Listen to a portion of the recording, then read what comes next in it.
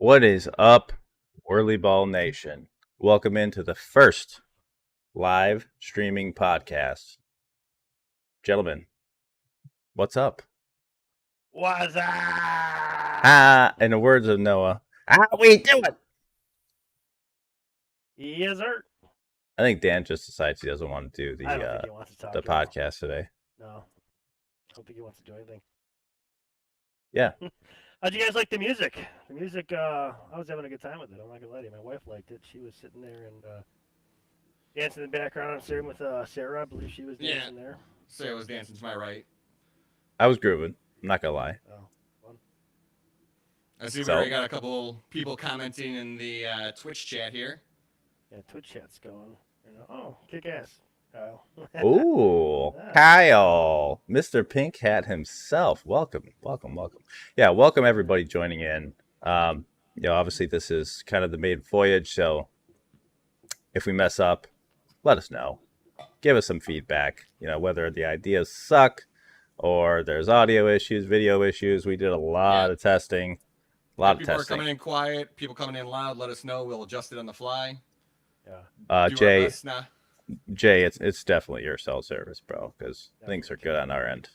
I'm looking at Kiefer. Kiefer, cute theme song. Thanks, buddy. Oh, wait, no. Real cute for you, buddy. Another person in the chat is saying that they're having some issues with freezing. I think it's just Twitch. I got it on my TV behind me, and it's coming in fine. Okay. They just need some superior internet. There's hella delay. Potential branding opportunity, potentially. I'll get right on that. Yeah, you got to get. You're gonna have to start hiring a team of additional marketers, man. The business is potentially booming here. Hey, I got one word for you guys. Suck a dick. There we go. That's not one word, but the way he says the way you say the way he says it is one word. Yeah. I like Daniel. Daniel's got it going. He's someone who's double voicing a bit. That's great. Cool. Whatever. I mean, is somebody listening to the stream, perhaps? It sounds like a you problem, Daniel. I'm sorry. Hey, is anybody else having any double voicing?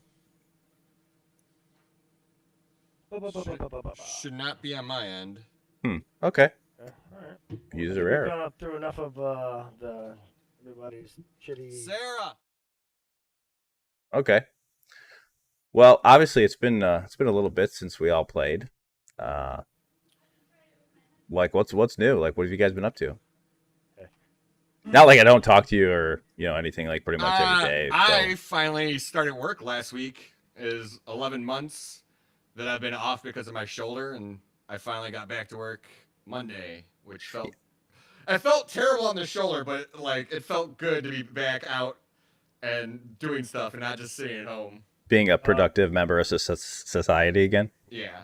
Does your company say you're performing to the same level that you were at? It's a new company, so they don't know. So they don't know how bad you were. They don't know. Yeah. They don't.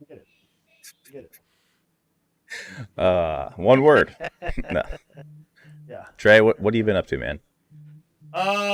Working, just chaos, kids, everything, dude. I don't even know. Things have been crazy around the house. Been cooking a lot. Yeah. That's about it. Yeah. If I get another shot of some of the meats that you've smoked, or you're calling me, meats. Don't read into that. Smoking the meats, guys. Actually, you know what? Do read into that, please. If I get another picture or a phone call from you, like on the grill or at the smoker, I'm just gonna hang up. I'm smoking some meat right now. Yeah. All right. So it's like the same as yesterday. The whirlyball content of this stream. Let's not make it a. Yeah. Why'd you bring us all here, Matty? I had a cough. Why did I bring you here? I mean, you guys are semi cool. I can tolerate you, which says a lot. Other than that, I just thought it would be a good idea to start a streaming podcast. I don't know. So you just copied everyone else and jumped on the bandwagon, is what you're saying. Oh, so are you actually? Do you want me to give you the rationale as to why? Sure. Okay. Well, for everybody, a lot actually went into the decision to start the stream. Back in, I want to say it was 2020, right around the time when, I think we all remember 2020, or at least are trying to forget it, but remnants of it. Yeah. Most people were working remotely. A lot of people started playing video games. I, myself included, after like a 5-year hiatus, started playing video games. Like 90% of the population that is younger, I think. Everybody wants to be a content creator. Everybody wants to play video games. Everybody wants to stream and be a streamer. I was like, hey, like I'm not doing anything. I'm playing video games. I'm having fun with my friends. I figured I'd try and start it. And it was way, way more difficult than I ever thought it would be. Constant issues. Like anytime I would stream, lagging stuff. And long story short, I bought all this equipment. Have not been using it since I bought it, essentially. And actually, before we decided to really do this and get the ball rolling, I had probably started to sell the majority of the stuff that I had. And some of the stuff that I really could have used. So yeah, that's kind of like the backstory. I had a little bit of history with gaming, streaming. Reached out to Dan, like right around 2020, 2019. And I had asked him if he was interested in doing a podcast together. Obviously, Mark, Steve, Noah, like those guys were the only ones that were doing it at the time. And I just thought it was so cool. Had an opportunity to be on one of the episodes. If you haven't listened to it, it's called Boyky Boyky Baby. Sounds like something I want to watch right now. Sounds like something you probably don't. I'm picking up your sarcasm. But just one, I really appreciate those guys for doing what they've done, taking this thing to a whole nother level. Like, I mean, think back like to 2016, there was nothing like this, right? There's no podcast. We had a little bit of video here and there, and, just no way to really continue to interact with the community. So, shout out to the Podfathers, Mark, Steve, and Noah, right? Mark, like, Steve, and Noah, yeah. We absolutely love you guys. Mark mainly. Cram Slim. Yeah. Yes, I got a Cram. story about Cram Slim before we go off there. I was always really roll good it. friends with Steve. Yeah. The ambassador. The ambassador. When we started playing whirlyball, like me and Matt, like kind of taking liking to Steve. Steve took it liking to us, and he came out, hung out, and we all were together every time we would travel to either Seattle or come back to Chicago. And it's funny, Cram Slim, aka Mark Mills. When he came out to whirlyball, he told a story in his podcast.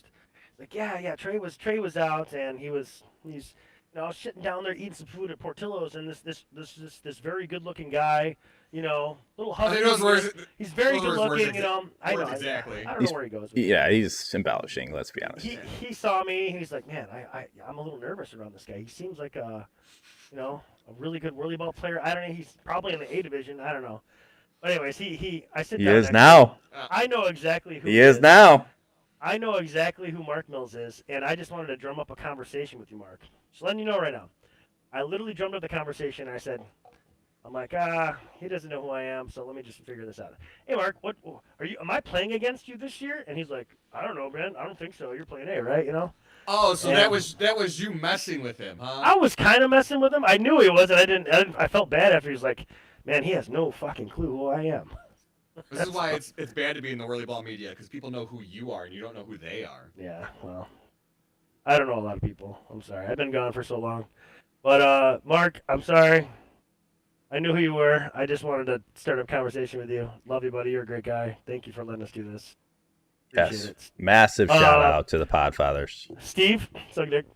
But love you anyways. Well timed, sir. Well timed. Yeah. And then you got the East Edition boys. East Edition, right? Who the fuck are those guys? Who the fuck is that guy? Hey, man. I love that they're bringing something completely different than what the OG guys do. Yes. I think the OG guys have been branded as the cute, cuddly podcast. And I got to be honest, they're not wrong. They're not wrong. They are cute. They are cuddly. However, they do a tremendous job. They're just themselves at the end of the day. And that's what makes the East Edition so great as well. You get two guys who are just being themselves and bringing different content into the whirlyball space and something for us all to talk about. Then you got the Texas guys. Woo-wee. That was fun to listen to. That was fun, man. I'm sorry. Off. That was ridiculously good. I hope to God I hear something like the roast of whirlyball in general. We need to do one every year, and we need to like literally doing it on a stage at the freaking convention or whatever. What do we call it? I don't even know. End of the John dragged Dan Doherty Scoopco's good name through the dirt. Yeah. A whirlyball convention. That sounds good, Dan. You could have your own little table set up, like selling scoops. I know, yeah. I mean, this is just more of another business opportunity for you. I'm trying to help you out here. I appreciate it. Head of marketing at Dan Doherty Scoopco. You can just give me the job now if you want. Yeah, I'll pay you in regripping your scoop. Yeah. So what you're saying is that I owe you a lot of time. For all the free grips you've given me. Shout out to George. Shout out to George. I've gotten way more free grips from him than I have from you. He just goes, yeah, just take my shit. And I say, George does stuff immediately. I'm gonna shout out to George too. I gave Dan one of my scoops to like get something done. Because he was in there for like 3 weeks and he didn't know that. I'm like, I grabbed it out of his bag and George took it immediately. He's like, I got the tray. Fuck you. Don't listen to that Doherty I do a Scoopco lot guy. of different things. he does a lot of different stuff except follow through in a timely manner. There's a lot of things, a lot of outs, a lot of what have yous. All right. So, yes, the Texas podcast. Got to be honest. That was the day I think that we decided that we were all going to do this and like maybe even post something out. And then I saw this come up. And I'm like, oh, shit, there's another podcast that's coming. Oh, my God. This is great timing. Like, it's either really weird or really great. I had no idea what to expect going into that. And those guys absolutely crushed it. Production value off the charts. Content off the charts. John Hansen minus his chrome scoop is hilarious. Completely average whirlyball player for the C division, not just general. Oh, goodness. But man, dude, it's funny, man. Like he gets an A+ in the podcast realm for sure. Great. And KB, KB. KB is in my top list of people whirlyball. Granted, that list is long. The top list is not a top 10. Hey Matt, can you go a little bit into like kind of talking about the podcast and why we decided to do this before Texas came out with theirs? Was there a reason, or was there something that we were just like kind of looking at and we're like, why, what's going on here? Was there a reason why we decided? It's multi-layered, the answer to that, right? Like Dan and I had talked about it. We just never really followed through. I think it was like, oh yeah, we'll do that at some point, right? Like COVID immediately like hit after we had that conversation. That conversation was had, and it was like not even 2 weeks later, like COVID hit. Yeah, and that was kind of an exciting time. Like I think we were coming off a second place at Seattle in 2019, and granted it was the C division, but the potential to maybe play B. What in the sweet Lord? That's my wife trying to you know what? Come through here real quick. Tell her you appreciate her. Okay. Baby, I appreciate you. That was very thoughtful. Not sneaky, thoughtful. We could see in the corner over here too. You're still on the ground. That's hilarious.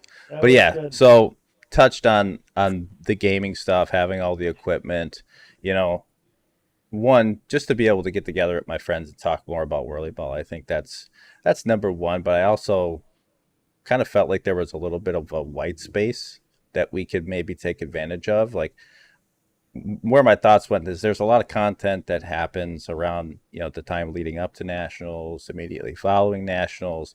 And then it's really like there's invites, there's after invites, we're doing more of those now.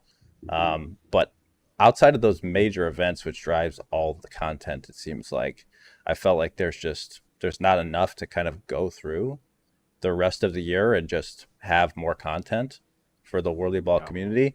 And then also, this is a little bit personal. What really set me over the edge was Castaways being slighted by everybody. I mean, probably the best third place team in the history of whirlyball national tournament in the C division. You could never forget the Castaways. I mean, I got to be honest. I'm partially sarcastic about that, but I'm actually Like A little butthurt. I do believe it a little bit. Like it was true. It did kind of trigger me. Or maybe not triggered. Trigger's probably a bad word. Maybe motivated. It's like, hey, I'm starting a podcast. Mhm. Fuck all you guys. I'm starting a podcast. Yeah. I think I messaged Dan immediately. I'm like, you want to? Are you ready to do the podcast? I don't remember exactly what I said, Yeah. but It was something along the lines of that. yeah. And then Trey's my partner in crime. You don't get the the Ice Tray moniker together without having. Hold on, I gotta some go good- off of the Twitch chat here. What year did the Castaways play? I don't remember that team. Must be a D team. All right. Who is Beer- that? Who said that? Bear Daddy Nasty. Sorry, Bear Daddy Nasty. Sounds Okay, like who's Bear not Daddy on Nasty. a scale of 0 to gay. That is definitely gay. Of the name. Say. Bearded? Oh.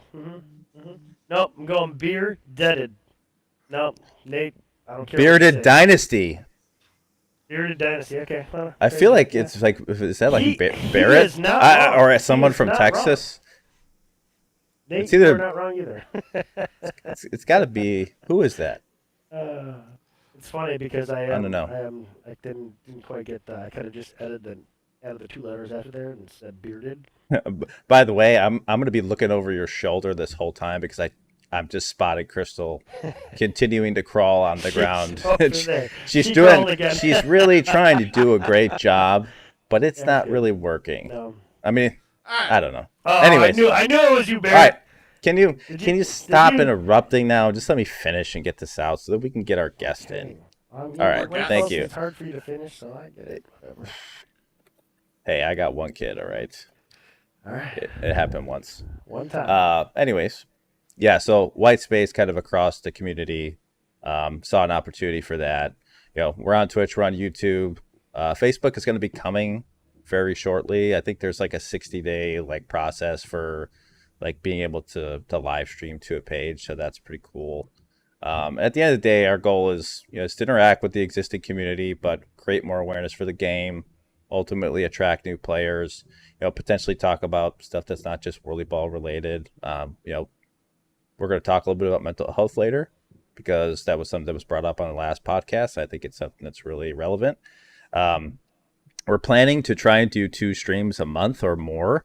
I think as we start and kind of get ramped up, 2 is going to be the magic number, but that gives it 24 new episodes, so to speak, for the whirlyball community and another opportunity to meet and engage outside of nationals, outside And of we're gonna invites.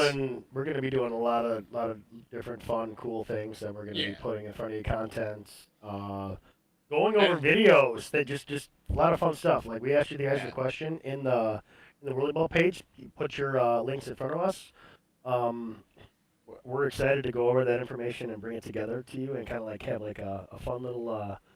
I think next episode or maybe the one after that. Yeah, so the plan, and we'll talk about that at the end of this one, what the plan is for the next episode. But the nice thing is this being a live stream, we can kind of go a lot of different ways with this, and it could be a lot more engaging versus something you're listening to after the fact, and then you're kind of messaging, and you have to listen to it and then try and, you can't really interact with Mark, Noah, and Steve, right? And it would be great to. So the goal would be to potentially have them on as a guest, which we're in conversations. Their people are talking to our people, and we might be able to make something happen with that, or have the East guys on, or maybe both of them, maybe even the Texas guys.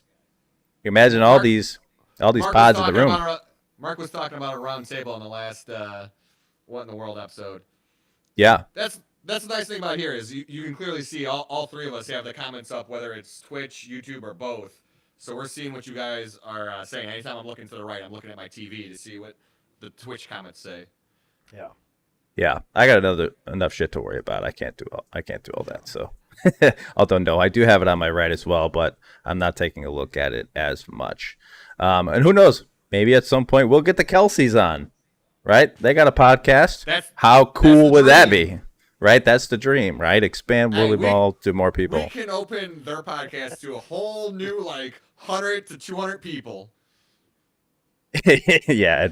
Well, we're assuming that those people don't watch their podcast already, so we're probably Some probably I don't. like Some We're George's probably don't. capped at So 150. we got Nate's comment of Dan sucks. Good comment, Dan. That's or Nate. I'm sorry. That's a good comment.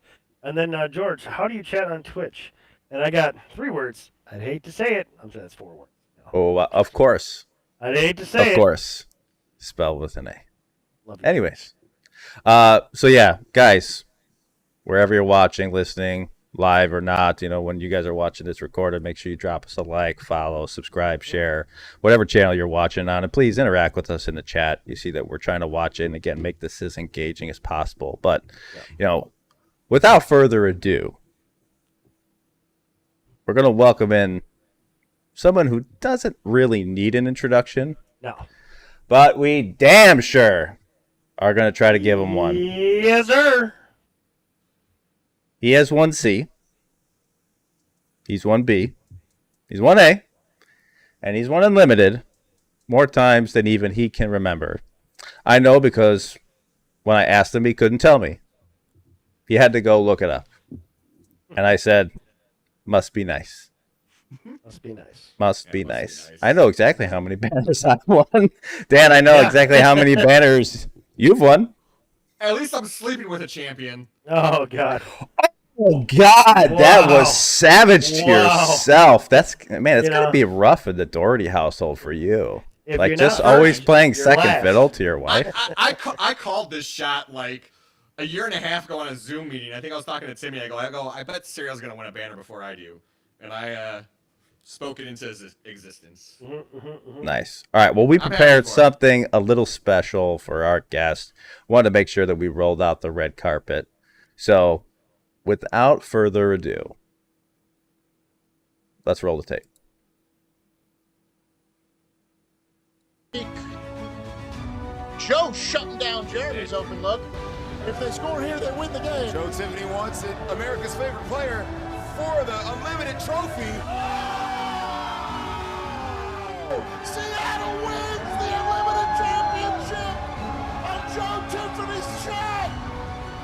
This is why he's North America's favorite player. 5 seconds left. It's going to be contested. He sends it off to Joe. Joe Tiffany! Unbelievable! Joe Tiffany wins it for the black team.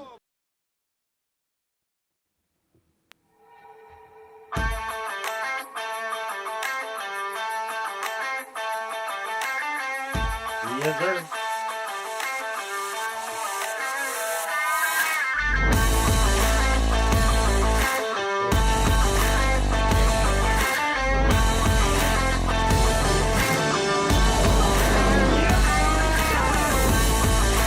Whirlyball Nation, I hope you're ready. I know we are. We've been waiting. He's been back there in the green room. Let's give him a warm welcome. America's favorite player, our good friend, and the first ever guest on What in the World Windy City Edition, Joe Tiffany.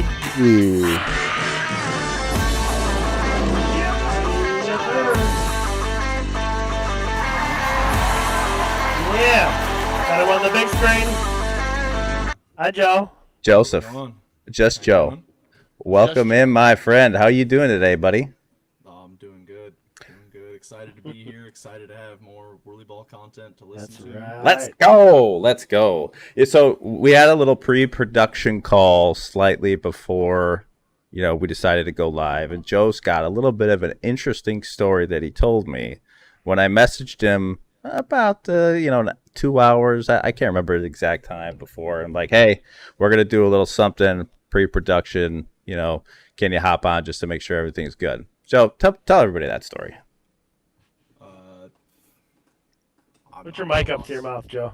Oh my goodness. What were you doing? Or what were you trying to do? Oh, like earlier today? Yeah, earlier today. Yeah, no, I was dropping my kids off at their mother's house and was walking into the gym. Like completely forgot that the podcast was going on. I'm not very punctual when it comes to like meetings and stuff. That's why I dig holes Way for a to living. throw him under the bus, Matty. Hey, no. Come on now. Matt, are you able to turn him up a little bit? Yeah, I could turn Joe up. Turn Joe up a little bit. He's We're getting comments in there saying. that Okay, Joe how about now? takes Joe, give me a little the test. the little something in his mouth out of Hello? it, because. Oh yeah. There we go. Okay, Let that's me better. pull That that sounds out. good. Yeah. Good job. Thank you. Appreciate it. Hey, he's a little Yeah. louder now. A little louder now. A little louder or loud enough? Loud enough. We'll Okay. get a comment here in the next 10 seconds. All right, cool. So, completely forgot. And by the way, Joe, you have actually been very punctual and very responsive. In some cases, more than some of the people that are actually on this team here. So, I appreciate you. Well, you caught me at a slow week at work, so like we've literally been doing nothing but like sitting in. Like I've done nothing all week but sit in my car, and then like every 3 hours I get out for about 15-20 minutes. So all I've been doing for the last 2-3 weeks is staring at my phone. So Nice. Whenever you text Sounds me, like I was like, oh, all right, cool. Sounds like a typical operator. Yeah, well, I wasn't even in a machine, Dan. I was just sitting, like, literally in my truck with the truck running and the AC going. That was it. Sounds like a great way to make some money. Yeah, it was great. Yeah. 8 hours of overtime because they put us on a 4-10 schedule, but we had to be there Fridays too. So Friday was all overtime it's just free money. There you go. Man, I should have became an operator instead of a pipe fitter. Yeah, Well, you like the here pipe, they make way so- more money. He's fitting some pipes. Yeah, That's why we had to turn up Joe's mic. Just saying. Yeah, yep. he's doing some pipe bending. All right, well, Joe, I gotta give you the runway because there was some controversial things in the comments after a certain podcast. Controversy. And it sounded like there was a little bit of beef. I'm not going to lie. So this certain individual was from Cleveland. He may or may not be in the witness protection program right now because there was a little bit of volatility there. And I want to know the backstory and also give you the runway to say your piece. Oh, it just came out like when Sully said that Poppy was his favorite player. That really just shit me. Like I don't expect me to be everyone's favorite player. Like that's unrealistic. Bullshit. Well, no, I don't expect that. There's multiple people that I think do better jobs at certain things than I do, and I tell people that. Like Hey, Joe, I think Joe, your comment right there that makes you more lovable and better, and I think that's why a lot of people, and I'm going to go ahead and say the vast majority of people probably put you at the top of their list because of the comment you literally just said right there. I mean, You're humble and you're a humble giant, and it's great to watch you, and it's fun to watch you, and a lot of people make their game based off of what you do and what you say and what you I've heard nothing but great things.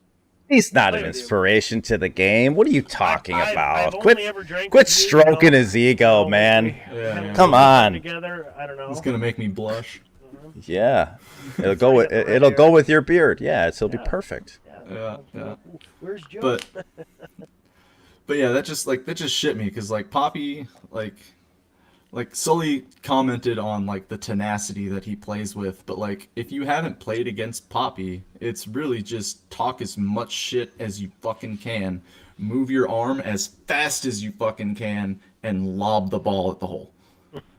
And that's not like. It's not how whirlyball should be played. You know, like I'm in for like some shit talking, you know, and stuff like that. But like calling people like I consider everyone at whirlyball a friend. You know, like I love everybody. Yeah. They're all, you know, I talk to a few people a year long. I absolutely love seeing it. I love Poppy. Don't take this as like me ragging on Poppy. Like Poppy is This a good just guy. in. He hates Poppy. Yeah, but every time I've seen him, you know, it's always like, "Hey, man, how you doing? Family good?" Like he comes up to me, shakes my hand. "How's the kids? Kids growing? Life good? Work good? Let me buy you a beer." Like he's an awesome guy. Like I love him to death. I love. Whirlyball Nation, please don't take this the wrong way. And Joe, please don't take this the wrong way. Who is Poppy? Chris Flores from Texas. Okay. Texas. Okay. Yeah, I think he bought me a beer this year. So okay, Yeah, we're good. he's dude. He's super. He didn't nice know who guy, I was super either. He's like, "You cool want a beer?" dude. I'm like, "Yeah, I'll take one." So yeah. So Okay. that's That's a good we deal. know. That So was, we that know. was, yeah, I was like, "Hell yeah!" So We know Yeah. Trey's criteria for friendship. If anybody out there I you mean- want a friend, just buy him a beer and you're good. You right. got a friend for life. that's right. As long as the beers keep coming. Yeah, But when Sully said that Poppy was his favorite player, I immediately was like, not Sammy, not Jeremy, not Barrett, not fucking Eric. Like, you know, you'd think he would pick someone similar in stature and someone who plays more similar to the way he does. So like Sully said in his podcast that he tries to emulate the way Poppy plays. No, he does not, because Sully plays defense. You know, Sully gets blocks. Like sometimes, you know, like Sully plays the whole court, does what he needs to do for his team, where Poppy only shoots the ball and then talks mad shit to people. Like calls people that he would otherwise say were his friends, calls them bitches and faggots on the court and stuff. And like I don't see how that could amount to be someone's favorite player. So when I seen him in Chicago, yeah, I was pretty tuned in. I had a few to drink, and I was only on like 2 or 3 hours of sleep. So Yeah, I remember that. That's yeah, fun. I might have approached him and said a few words, but it was all out of love, and I was just trying to give him some shit. And Sully, I'm sorry if it did come off a little harsh, my bad, but pick someone else. I was like, we went from having what was sounded like beef to mending fences to back to beef. Yeah. I love it. Yeah. We crossed a lot of bridges there, you know, but they were I fun know, bridges. yeah, we're covering some ground it's fun. here. I like this. This is good, good direction. Yeah. Joe, thank you, I'm Joe. saying it's all. I'm down for talking a little bit of shit, but it's all out of love, and I love everybody here. The That is. classic beef sandwich there. Yeah. Yeah. All Mhm. right. We went back to the homo jokes again. I'm sorry. Okay. All right. All right, well, let's get into let's talk a little bit about nationals this year. You know, obviously, all our experiences, you know, across the board they're unique to everybody. Joe, I guess Everyone's are different. Yeah, everyone's gonna be different. You know, so I don't want to tell you that, like, give you like a specific thing to say, but some ideas would be like, what did you like? What surprised you? What didn't you like? Best moment off the court, on the court. Like, what were your observations first from this year's nationals, and then you can get into like, you know, wherever you want to go with it. Well, so like, yeah, what you want me to talk about? Like the Everything. actual center at first. Everything, Okay, so- anything, Yeah. anything, and everything. Just your observations. Anything. Like, what did you notice? The Good. lasers, some people worked really hard to make. you Oh, know. good. The lasers were sick. I actually want to get a build list from you and see if our owner would be interested. I have an in... idiot-proof how-to video I made on YouTube for the whirlyball Chicago people, because they're talking about maybe putting them up into the Chicago Center and everything. Okay. So I have a detailed how-to video on that. Joe, also, I'm waiting for the royalties, or not the royalties, but the investment to put the Dan Doherty Scoop Company on my board back here. So before that happens, I can't do that. But Oh, he So doesn't. I- He doesn't so I get- provide you with Yeah. scoop wraps and shit. no, he doesn't. It's ridiculous. Yeah, I told you the story. So. I'm not allowed to talk about Dan Doherty Scoop Co. because I'm under NDA. So it's a But- process. When I can, I will. But you like the lasers. You like the system. I do. It's almost like it implements like a foolproof, not. I mean, like 99% foolproof way to tell if a 99. buck Nah, is yeah, I agree. So- there was that 1%, and it happened at key There moments. was a couple times, you know, And where I heard it a says bullshit-ass mid-dead excuse center or saying, whatever. Well, You hit dead center in the balls holes. We're in the balls holes with the All fucking it is laser. the plexi needs to be pushed back slightly, and it'll fix it. I just wasn't able Mm-hmm. to because they didn't let me. If they would have let me okay. cut their back so I can move it back like another half inch, we wouldn't have had the issue we were having. Oh. The issue we were having was if the ball went in like this, the holes would make it miss the laser. Right, And right. So if you pushed it back another quarter inch, it wouldn't happen. And have you ever heard the expression, good, bad, but fun to watch? Really, On this that is not a note, good show. I'm gonna grab a So- drink. You guys continue the conversation. Yeah. But no, the lasers were really cool. I remember like 2 years ago I mentioned like using like a garage sensor with like an octagon of mirrors, you know, to create like a laser grid. And then 2 years later, Dan goes, they just make laser grids. It's called a light curtain. Safety. A light curtain. Yeah, you had a Right. top But, and a like, bottom, like just Yeah, boom, that's boom. so much more simpler because I was trying to figure out how to get like all the angles and shit and get enough fucking Simpler is like definitely a word, right? Yeah. yeah. More. Yeah. But But Or so simpler. in your highlight video intro, The 2021 game-winning shot you have for the A semifinals. That was not the game winner. That was the game tire. Well, Or no, that was the game winner. The game tire before it Yeah. was like a triple rimmer. That's what I'm saying. That was one I need a where drink too, BRB. it hit the rims, and the basket moved, and it just buzzed for a second, and they gave it to you. If there was lasers there, it would have been, you would have known. It would have been either good or no good. Exactly. Yep. Because if you hit the backboard right, sometimes you can get enough swing on that net to barely move. Yeah, it's enough to it's taking away enough of like the human error out of what is or is not a basket, you know? Yeah. And But that's what I like about it. I'll send you the link to the YouTube video. It's like it costs about, with the lasers, it costs about $250 to make one of those setups. That's not bad. Yeah, and then the setup too, like you can program whatever sound you want for the goal sound. You can have nine different sounds programmed in there, and then you get the LED light strip that lights up real nice. Yeah, ours. Yeah, we have an LED light strip and buzzers currently, but like some of ours, our net has to swing back a hair further because if it's adjusted too close, the buzzer will stay on sometimes. So like some of them, you really have to hit the net, and yeah, it's a little iffy, but it's all. I mean, it's. On a We're separate used to topic, it. We play with it. I hate the reducers in Seattle. Can we bring the Chicago reducers that aren't bent and all fucking fucked up, or what's up there? Because I feel like I've heard everybody say this about the reducers. I've only played once, many years ago, 2018, before I fucking had my fucking 5-year hiatus from whirlyball. But so I've heard a lot of crazy things. I've been talking to Jay Fenya. I have my original set of reducers that I made that we don't use anymore, and I can modify them to fit in Seattle. I just need to know their dimensions and stuff. And second, Barrett was talking about a shot that happened last week for the second winner in leagues or something.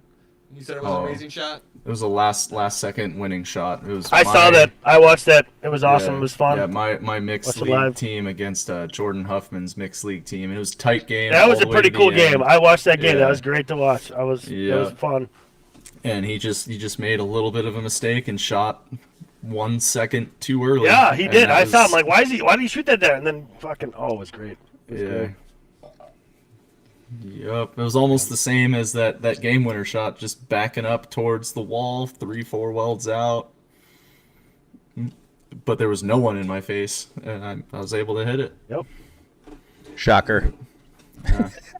just like the video showed. No, you hit it. You know, so Hey. the one I got to be honest. That video, especially that clip from the one in Michigan, I think my favorite moment from watching that happen in real time and also going back and watching the video is to look at everybody's faces after you made the shot, whether they're on your team or on the other team, and just the body language of everybody. And like, correct me if I'm wrong, because this kind of goes towards like James. Wasn't he like chatting at somebody in the booth after that game, like complaining about something? I think he was complaining about the shot beforehand we were just talking about. Okay. Yeah. Yeah, So but what was the shot context? The shot that I hit to tie the game with like 1 minute left, like triple rimmed, and the buzzer only went off for like a split second, like quarter second, maybe. Just like they have like a ringing buzzer there. It only the bell rang once. Yeah. Oh, it's So- like bling, bling, bling or something. So he was trying to tell the ref that the only reason it went off was because I threw the ball so hard that it rocked the whole backboard, and then the net went off because of that, not because I hit the shot. And This is a perfect time for that one soundbite that I've never heard of before in my life. Just saying. Which what? I don't know. Controversy. Oh. Yeah, that Listen, one. you missed an opportunity there, Dan.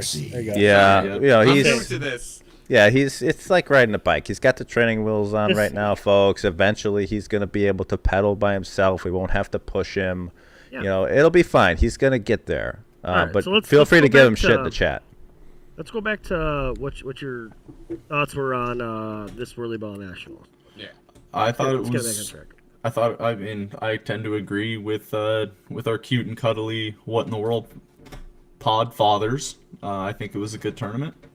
Very few like mishaps. Like the only everyone's biggest gripe, I believe, is like the 2 or 3 cars that were just dogs. They were But like, dude, And the food. everyone has those, dude. Michigan has dogs. Like every center has a car that you have to stick at floater because they can't move. It's true. Like even here in Seattle with our bumper boats, we still have a couple cars that they don't push very well. They get pushed, and they don't go as fast. So you just stick them at floater. Like that's just what we have to do with slow cars now. And Yeah, no, you bring up a good point. Like if you go back to the previous year in Cleveland, like I mean that one court, there was such a disparity between like the one cars. I can't remember which court it was on. I think it was the left court, but like court you two, literally had to get like a 15-point lead just to have a chance, because you could not, like if somebody was smart, like they could literally just wall you out the entire time at like 4 welds, and you can't really do shit. So I think I'd much rather have like the situation where we had where either like all the cars suck, but they're even, like, which is the case for like the first day, and then afterwards we started to get some progress, and there was always a dog, and 99% of the time I was in that dog. So yeah, me too. And Kiefer's saying the carts got better towards the end of the tournament, which I agree. with. I agree. Totally. Yeah, I think the mechanics kind of saw what was going on and was like, okay, they're not to touch on that. destroying our carts. I want to touch on that later. What basically Nate Kiefer's comment, but that's when I give my thoughts on how the Nationals went. I'll talk about that. But yeah, I would like to hear Joe's. What about the management and your overall experience? Just like, what did you like, man? Like, what was cool about it? What was different about it? What did you know? I mean, I love the center. Like the center was probably one of the most like easiest to hang out in.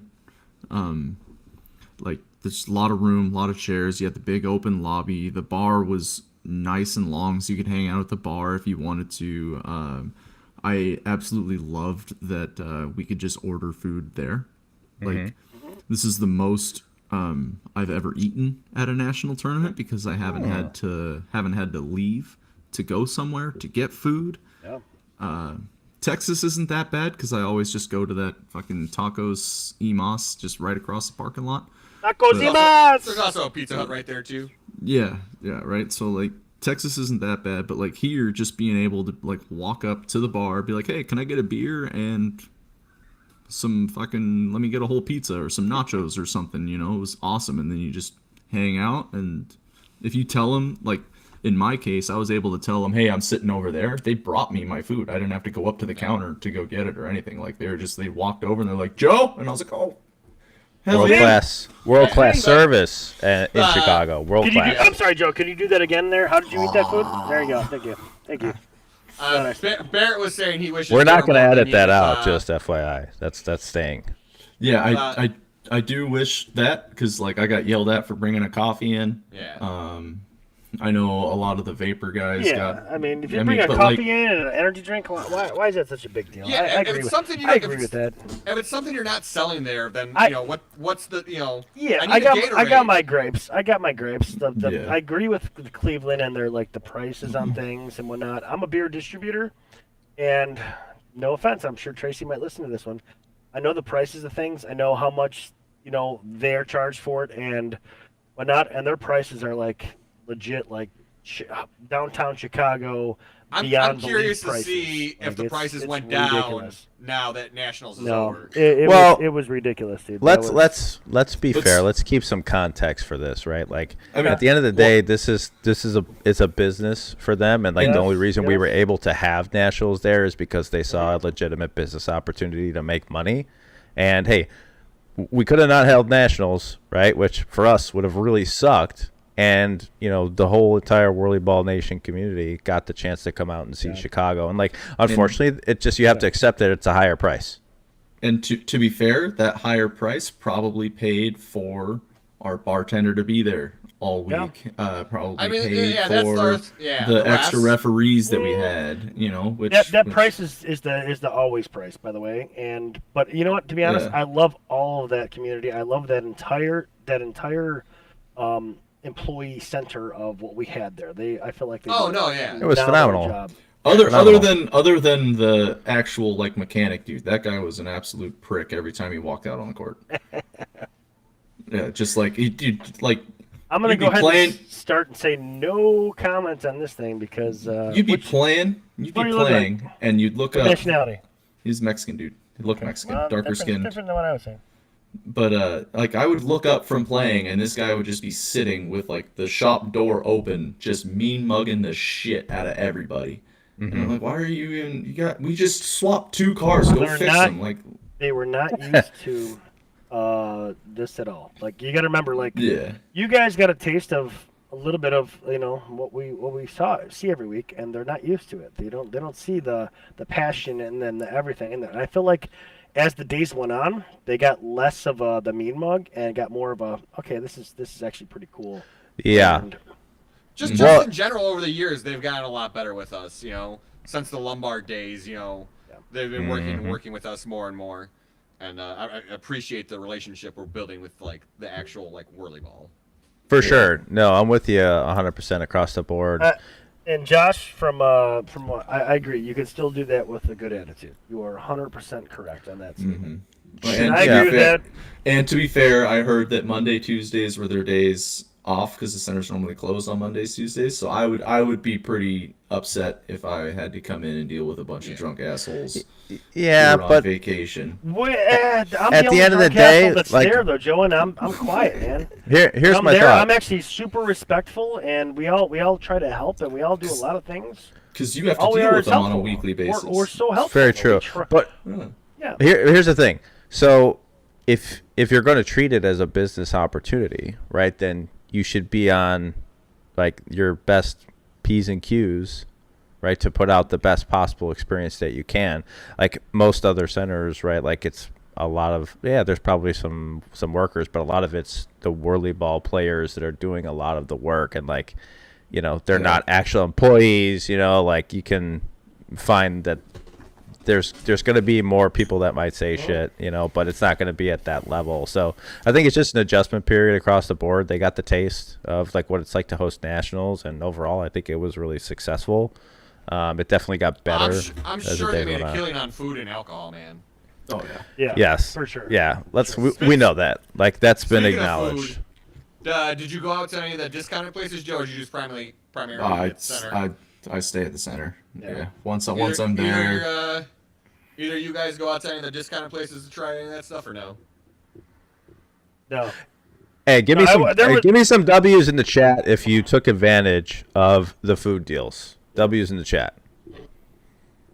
Nate's saying, yeah, it looks like Nate went to the Philly special. there funny was that- there was a club I went to kind of every day that was little fun, but I don't remember the name of that club. I did not eat any of the outside food. I just waited for the free lunch, man, which I think was some other people's kind of comments. Like some of the things that they didn't like was the food selection and choices lot for of the- lunch. I would say a lot of the people had to go to that Philly special place with the Philly cheesesteak because that last day, me and Mark hung out. We went there for lunch, and the owner knows me from when I was asking and everything, and he gave Mark his food for free. He was like, "Yeah, just have it for free, man. You brought me in a lot of business." So it sounds like a lot of people went to the Damn. cheesesteak place. Enough to give Mark a free sandwich or meal. Nice. Yeah. In the words of Jeremy from Wedding Crashers, people helping people. That's powerful stuff. Going back to Joe, let's get his recap down. So I What gotta- was your favorite? Yeah, so what was your favorite moment of nationals on the court, off the court, whatever? What was your favorite time being on the court, off the court, whatever? Of nationals? Jeremy's Hall of Fame induction. I am Yeah? Jeremy's I- biggest fangirl. yes. I love that guy to death. And Can I get your playing- reaction of how that happened when you heard his name was called up for the Hall of Fame? Just almost tears in my eyes, being so happy, like just excited,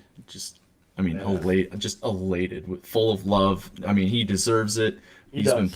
playing for a long time and playing hard, and I mean, like if he were still near to the Michigan Center, I think he would easily beat Sammy as Michigan's best player. Agree? Well, he could soon be Chicago's best He player. could be. Yeah, I know. Could be. I mean, you know. Whoa. Yeah, we'll see. So- Least favorite moment. I'm sorry. Let's keep going with John here. What's your least favorite moment of national? Least Not on the favorite. court, whatever experience you had. What was Least your favorite was on the court, but it's also extremely funny, and it was when myself, Tommy, and Clint, all three of our cars completely died on the same line of panels. Oh, I've seen that happen. And none of us could get going. And then like Doug came you- over to bump Tommy, and then Doug just got died stuck? too. So there was Ah. 4 dead cars. It just sounds like 4 guys that don't know how to work the carts properly. Yeah, sure, whatever. 1,000%. And You, Unlimited. so like we ended up having Can't- like. But terrible like drivers. we had the ball and it was late in our possession, so like we couldn't call a timeout, No. right? And since we had like 3 of their guys stuck, we ended up getting a bucket out of it, and then they had to call the mechanical timeout to fix it.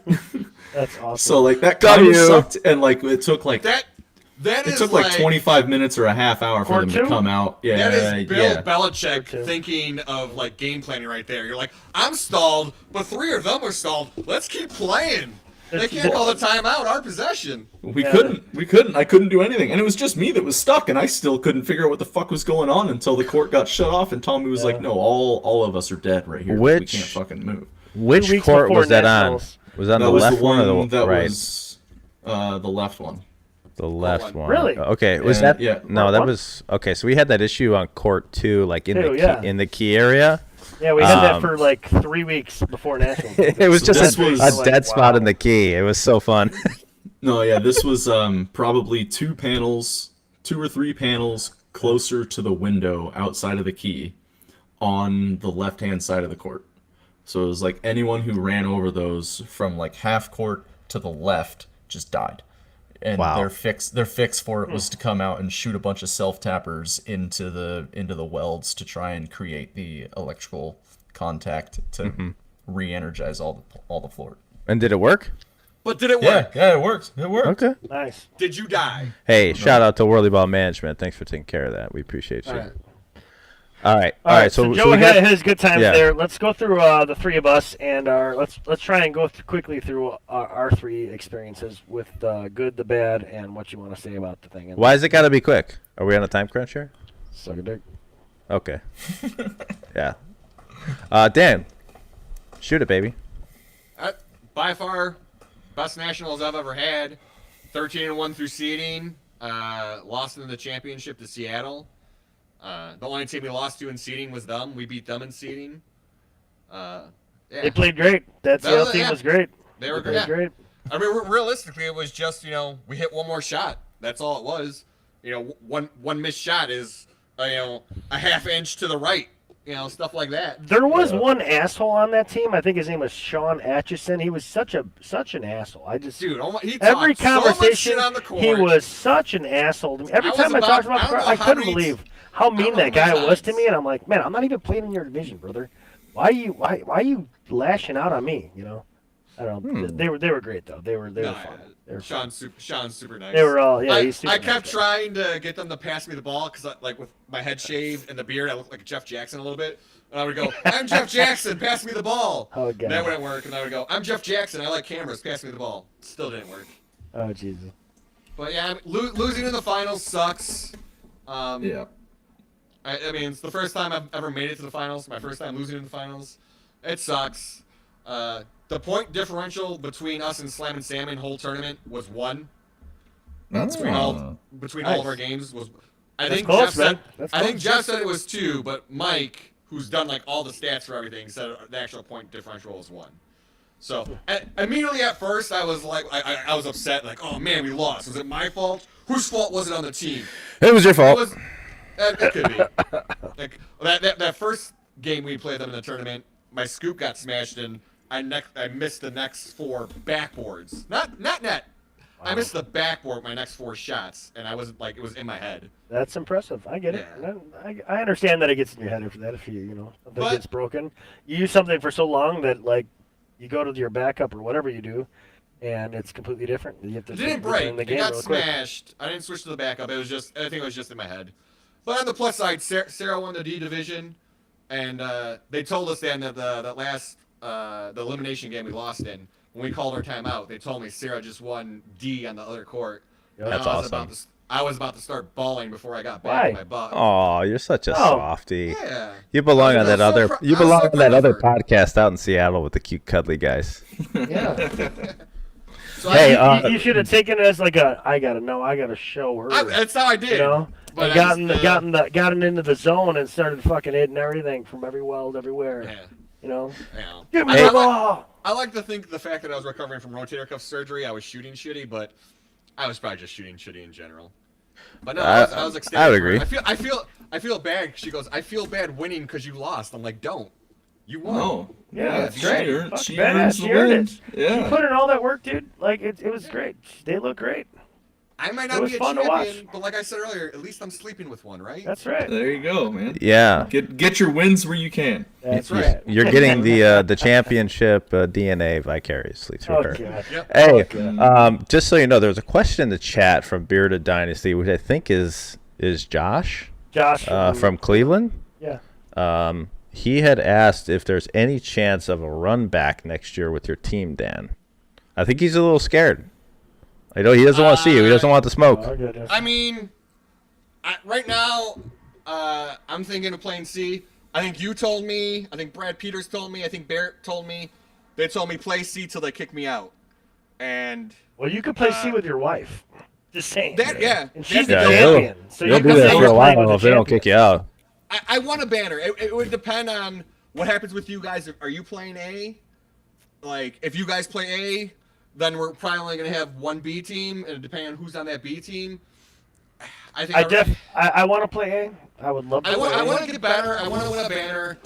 I I'm so I would on the love fence. to just swat the shit out of Joe. It'd be great. You know, You won't. just sit there and just make moves in the Seattle courts like they've never seen before in their life, and just be like, wow, who is this guy? How did he do this on these courts that we play on every day of every year? It's just insane how good this guy is. You're gonna get drugged to the wall and get dunked on every play because no one knows how to drive in our cars. Like it's I mean, that's not true. Hey, That's not true. I've heard that there was a conversation between you and a certain member of Chicago. I can't remember if it was George or it was Bill. I think it was Bill, but apparently you were showing some tips on how to drive the cars, and he has passed those down to Yeah, us folks. Nate's cool, saying, yeah. Nate's Tips saying worth he'll, Or Nate's saying you can take your best three and play Joe 3v1 and Joe would still win Yeah, I see that. in their Whoa, cards. whoa, Nate. That's pretty impressive. Hey, Nate, I did would- you I did would you do that. Nate, I did you wouldn't He finish do didn't, that. second say, in he didn't B? say best three. He said Joe will Yeah. 3v1. So maybe he's implying me, which that's probably true if I'm playing with you guys. But you guys Yeah. got to give me. You guys got to give me Yeah, 5 we ain't giving seconds you nothing. to get back Yeah. to the hole. Oh, so now after now I there's shoot, you know. now there's We're just gonna have two caveats to people holding this. you out in the corner, and we're gonna. No. Now there's It doesn't caveats to this. It doesn't work. Before it was 3v1, now we got special, circumstances around it this. takes I don't know. 3 to pin me somewhere at home. Takes All 3. I know is when we had the Chicago invite and I picked up Joe from the airport, Joe and I came back to the center, and I think it was Joe at the time. I think it was Tracy's husband was there, and he let us go on the court and do some 1v1. I'm pretty sure I blocked Joe Tiffany one-on-one. So Oh, I, my think, Oh! I think we're good guys. He's on the level. He's on the level, Oh, Joe. God Okay. damn. Okay. Yeah. All right. All right. Well, I'll go. We'll Yeah. move it on here. So, favorite moment. I have a couple. I mean, obviously, being one of the first people in a group from Chicago to be classified as an A player is a huge moment. Yeah. Yep. Winning B. Even though I felt going in that it was what we were gonna win, and just know that every single game that we played, it just was more affirmation that we're gonna win this tournament. We're getting everything that we want. We're still not playing at our best. You know, like I think as a team collectively, and Trey, you can, probably get along with this, is that we did not play our best game, and we still won. That was throughout the whole tournament. We never hit that top gear that we were expecting to hit, and it wasn't because of a lack of opportunities. It wasn't, like our defense was great, our offense was great, like by comparison to the division, but our offense was not as good as it has been or can be with the type of opportunities that we had. Like we shot around 37% as a team, which is decent, but we probably should have shot 50 because we had a lot of easy looks that we missed. And if that was the case, we would have just completely destroyed that division. No disrespect to anybody there. That's the way I felt. And obviously getting to play with you again too. Yeah. Like it's been such a long time since you and I were on the court at a nationals together. For those of you out there that don't know Trey, he is my wife's cousin. We've known each other for 20 years. And we came up playing together. We were on the first D team together from Chicago to win out in Texas in 2016. And then he played in Cleveland, he played in Atlanta, and then, he started popping out kids, and like just really challenging for him to get out there. So like he's my boy. Like the ice tray thing didn't come from nowhere. Like he's my ride or die in whirlyball, and it will always be that way. If I had the choice to play with anybody, he would be number one on my list all the time. We got the homo moment of the day. I love it. Hey, I'm just shooting facts, man. Like that's love it, brother. That's if what it is. If they're in the same room right now, they'd be touching tips. Yeah. Just for a second, just to see how going it feels. in for some tongue right about now. Yeah, I'm gonna hard pass that. The tips maybe, but just kissing that up to you, motherfucker. Anyways, yeah. So that was huge. Like just being able to be back on the court with you and to win, like that's another one. And then my just best, rub it in, Matty. like my best off the court moment. So I was staying with a really good friend of mine, Ross Edelman, who played on one of our D teams, the Headhunters, and he finished second. But I was staying at his place because he was only like 20 minutes away from whirlyball. Didn't feel like paying for a hotel. Was trying to keep the cost down. And so after one of the days we played, I think it was the day before the tournament, we stopped to get some stuff from Walgreens. And one of my favorite songs comes on. It's called "Winning It All" by The Outfield. And it came on, and it was like, oh, I felt like that moment, like where Tom Hanks is in A League of Their Own. He's like, "We're gonna win." Matt, I'm gonna cut you off for a second. I remember you sending me this video, and I'm like, "This song sounds so fucking just horrible." It's a great song. It was just not a good. It's a great song. But it was an awesome story. I'll give you that one. It was good. Yeah, Bill's got it. Bill Club Pathfinder. That's the name of the club. Yeah, Club Pathfinder. Like shout out for that. Like that was awesome. I thought you were like just genuinely like being mysterious with the name. I didn't realize you actually forgot it. No. I definitely knew it, but I Club figured Pathfinder for a little bit. Say it. It's been spoken in the comments, and now it's a thing. Club Pathfinder. Shout out to Club Pathfinder. Many some great people moments. Great moments. A good time over there. Cool. Great moments. But I was like everything you guys said with regards to like the tournament. I thought it went pretty well. Started off slow, got better. Food was decent. I wouldn't say it was great. I thought the banquet food was really good. The other stuff, like throughout the week, was kind of like hit or miss. Tacos were, I mean, you can't really fuck up tacos, let's be honest. And they're always good, but those were fantastic. Getting the chance to coach two really good teams, Headhunters and Castaways. Anytime I feel like I coach, I learn something else. What division were they in? Was that third place C division team? Oh, okay. Held the winning C team, I want to say, to like one. Was it like 1 point or one score in like the first half of a game? I believe in the tournament. It was really exciting to watch. But anyways, they finished third. They did not win. They didn't get second.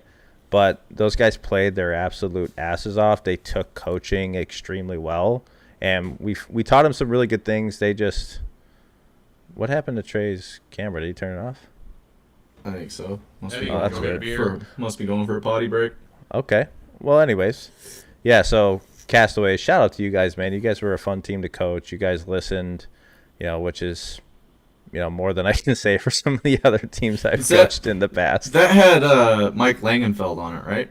No, that's my team. That was his team. So the Castaways was Chiquan, Scott McCarthy, Right, Anthony, John, and then Robert.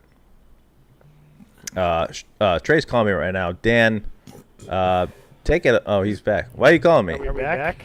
Yeah. What happened? Technical difficulties. Technical difficulties. Oh, I should get a summit for that. Hold on. No, it's glorious infrastructure. That would be the opportunity there. But Some glorious infrastructure.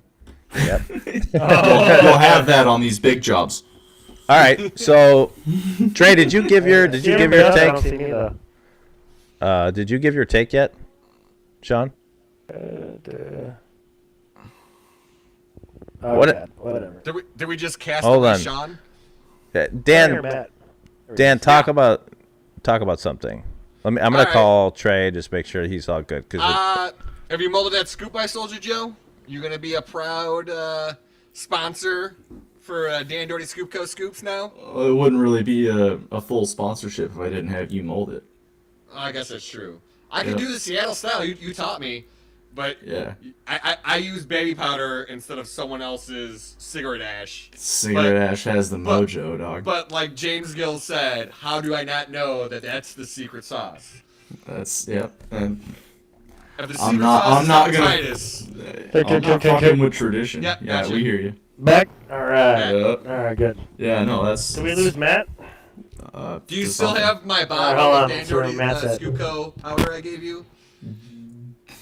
If you say no, you're not gonna hurt my feelings, Joe. Well, I'm just trying to remember if Sylvie threw it away or not, because I remember having it, and I think it made its way into the bathroom for some reason, like our master bathroom. And she was like, "What the?" She was like, "What the fuck is this shit?" And I was like, "I think it's baby powder. I don't know." And she was like, well, "We don't use this," and she might have tossed it right then and there. Oh man, Yeah. that was a limited time item. Well, she's really good at that. $2,000 in a couple years. Yeah, she's really good at throwing away things that I bring home. Like I brought home a wedding invitation from a friend, from a work friend, and it was up on our fridge for like 3 or 4 days. And she walks in and goes, "Who the fuck are these people on my fridge?" And I was like, "Oh, that's Nate from work." And she goes, "Oh, I want to go to their wedding," and threw it away. And I was like, "Well, I wanted to go." So then I had to go up to Nate at work and be like, "Hey, yeah, my girlfriend threw away your wedding invitation. Could you like send me one in like an email so I know when the date is and stuff?" So, yeah, she's really good at throwing away all the stuff I bring home. Walter's saying shout out Chiquan and Jessica for getting I'm married. pretty sure I'm back, yesterday. right? Congratulations. Yeah, you're back. Chiquan. You're back. Yeah, congrats to Okay, Chiquan cool. and Jess. Congrats, you guys. Chiquan. Yeah, you guys are great. You got me in the. You don't got me in the stream anymore, Matt. Yeah, I do. Yeah, you're in the stream, buddy. You just gotta wait. I There's a don't, delay. I don't see it. That was a delay. That's right. It delayed. Okay. Anyway. Alright, so Yeah, you're good. Are we on You're here. Trey? Are we asking Trey how his maths experience is? Yeah. well. Yeah. He's the last guy. Oh, real quick Okay. though, Barrett says I heard we were getting 24/7 Castaway coverage. I mean, you got to go where the content is, right? So if that keeps driving content, that's where we're gonna go. No, The whole team on. honestly, we're ready to cast them away too. This is like we got to give them their moment, and then we're done with them. They're dead to us. They didn't win. I'll never talk about them again. No third place C division team has ever really stood the test of time, and I'm going to be honest, I don't think that this one is it. Respectfully, of course. The it of what? I'm so confused with your comment there. Who got second? Who's on first? Yeah. Let's talk about second or not. There we go. Second Alright. or first. I mean, like, yeah, like. We're going to do that in the divisional. We'll talk I about get that later. that you We'll talk about that guys later. are upset about third place not getting mentioned, but like. We'll talk about that later. We're really It's not. Like third initially, Sorry, yes. Joe. We don't win all the time like some of you. I've My lost a few. goodness. Not recently. All right, I'm gonna go over No, my but recap like, real quick. I also really think I've only lost a few. 4, maybe 6 total. 6 total, He- including unlimited. Yeah. He's never won the D division though. Just I have not. Trey, we got You're something better on than Joe Joe Tiffany. So Yes. far, yeah. So far, yeah. We'll Yes. see if She's she can have the undefeated. same run that I've had. Undefeated. Undefeated. Uh-huh. All right, Trey, give us the update. All right, so Or your recap. Sorry. my nationals experience. So going back to the practices and everything that we had It's got at no sound. nationals. Can you hear me? Can he not hear me? I can hear you. I can hear you. Yeah. Can you hear Trey? I Can't hear him. No. You can hear us though. Yeah, I hear Matt and Dan. I just don't hear Trey. Did you mute him on accident somehow? You could have muted me. I would mute That's him. It's all good. While he does his recap, I'm gonna run to the bathroom. All right, sounds good. Joe's Get- going to the baño. Let it rip, Trey. Yep. All right. So my recap is basically from going back to practices and everything we had at coming up to nationals. We've had good carts, we've had bad carts. We've only practiced on one course basically for the entirety of nationals. It was court 2, and we've had sections of that court where they just didn't work, and we had times where we had literally like 4 carts on the court were just dog shit. So like really working your cart was like a huge thing to learn. Not playing for the last 4 or 5 years kind of really took a toll on me. I didn't know where I was going to be. I didn't know where I was going to end up on what teams because I have never won C. I came back for 4 years and I ended up making the best 5 of our center, and that meant a lot to me. I put a lot of time and effort into it, and that's fun. My favorite thing about nationals was basically the progression of what happened. I love Tracy. When I came back this year, the whirlyball community in Chicago, going with the employees and the managers and everybody, we got treated differently. We used to be treated kind of like, nah, okay, well, they're here, so cool, whatever. And now I felt like I was a part of the whirlyball community, like where I showed up to practices and they're like, oh, what's up, Trey? How's it going, man? Great to see you. It's awesome. Like, it literally felt like I was somebody paying money for an event Joe's that I back, wanted Matty. to play. I am Yeah. back. Joe loves cock in and around his mouth. Anyways, He's back. it felt great. What I noticed Still throughout unable to hear Trey. the tournament was the progression of how things went.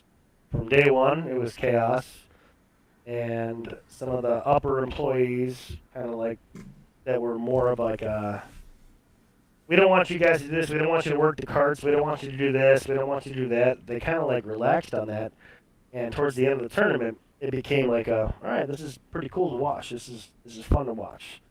So I felt like they did a great job on hosting. I felt like they did a great job on getting everything set up and meeting the needs of what we were bringing to them. That was honestly above my standards of what I thought was actually going to happen.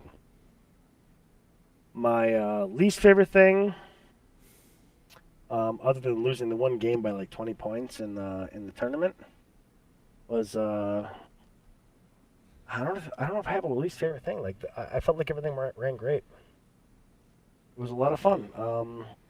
Oh, the drinks. Going back to Sully's thing, the drinks were just too expensive. They were way too expensive. Joe, can you hear me or no? I don't think he can hear you, Trey. Joe. I cannot. I can't hear him. Joe, I all. just texted you, Fix. Maybe go to the 4 view in the control room, and if you highlight his name, like the little volume bar will pop up. Make sure it's not muted.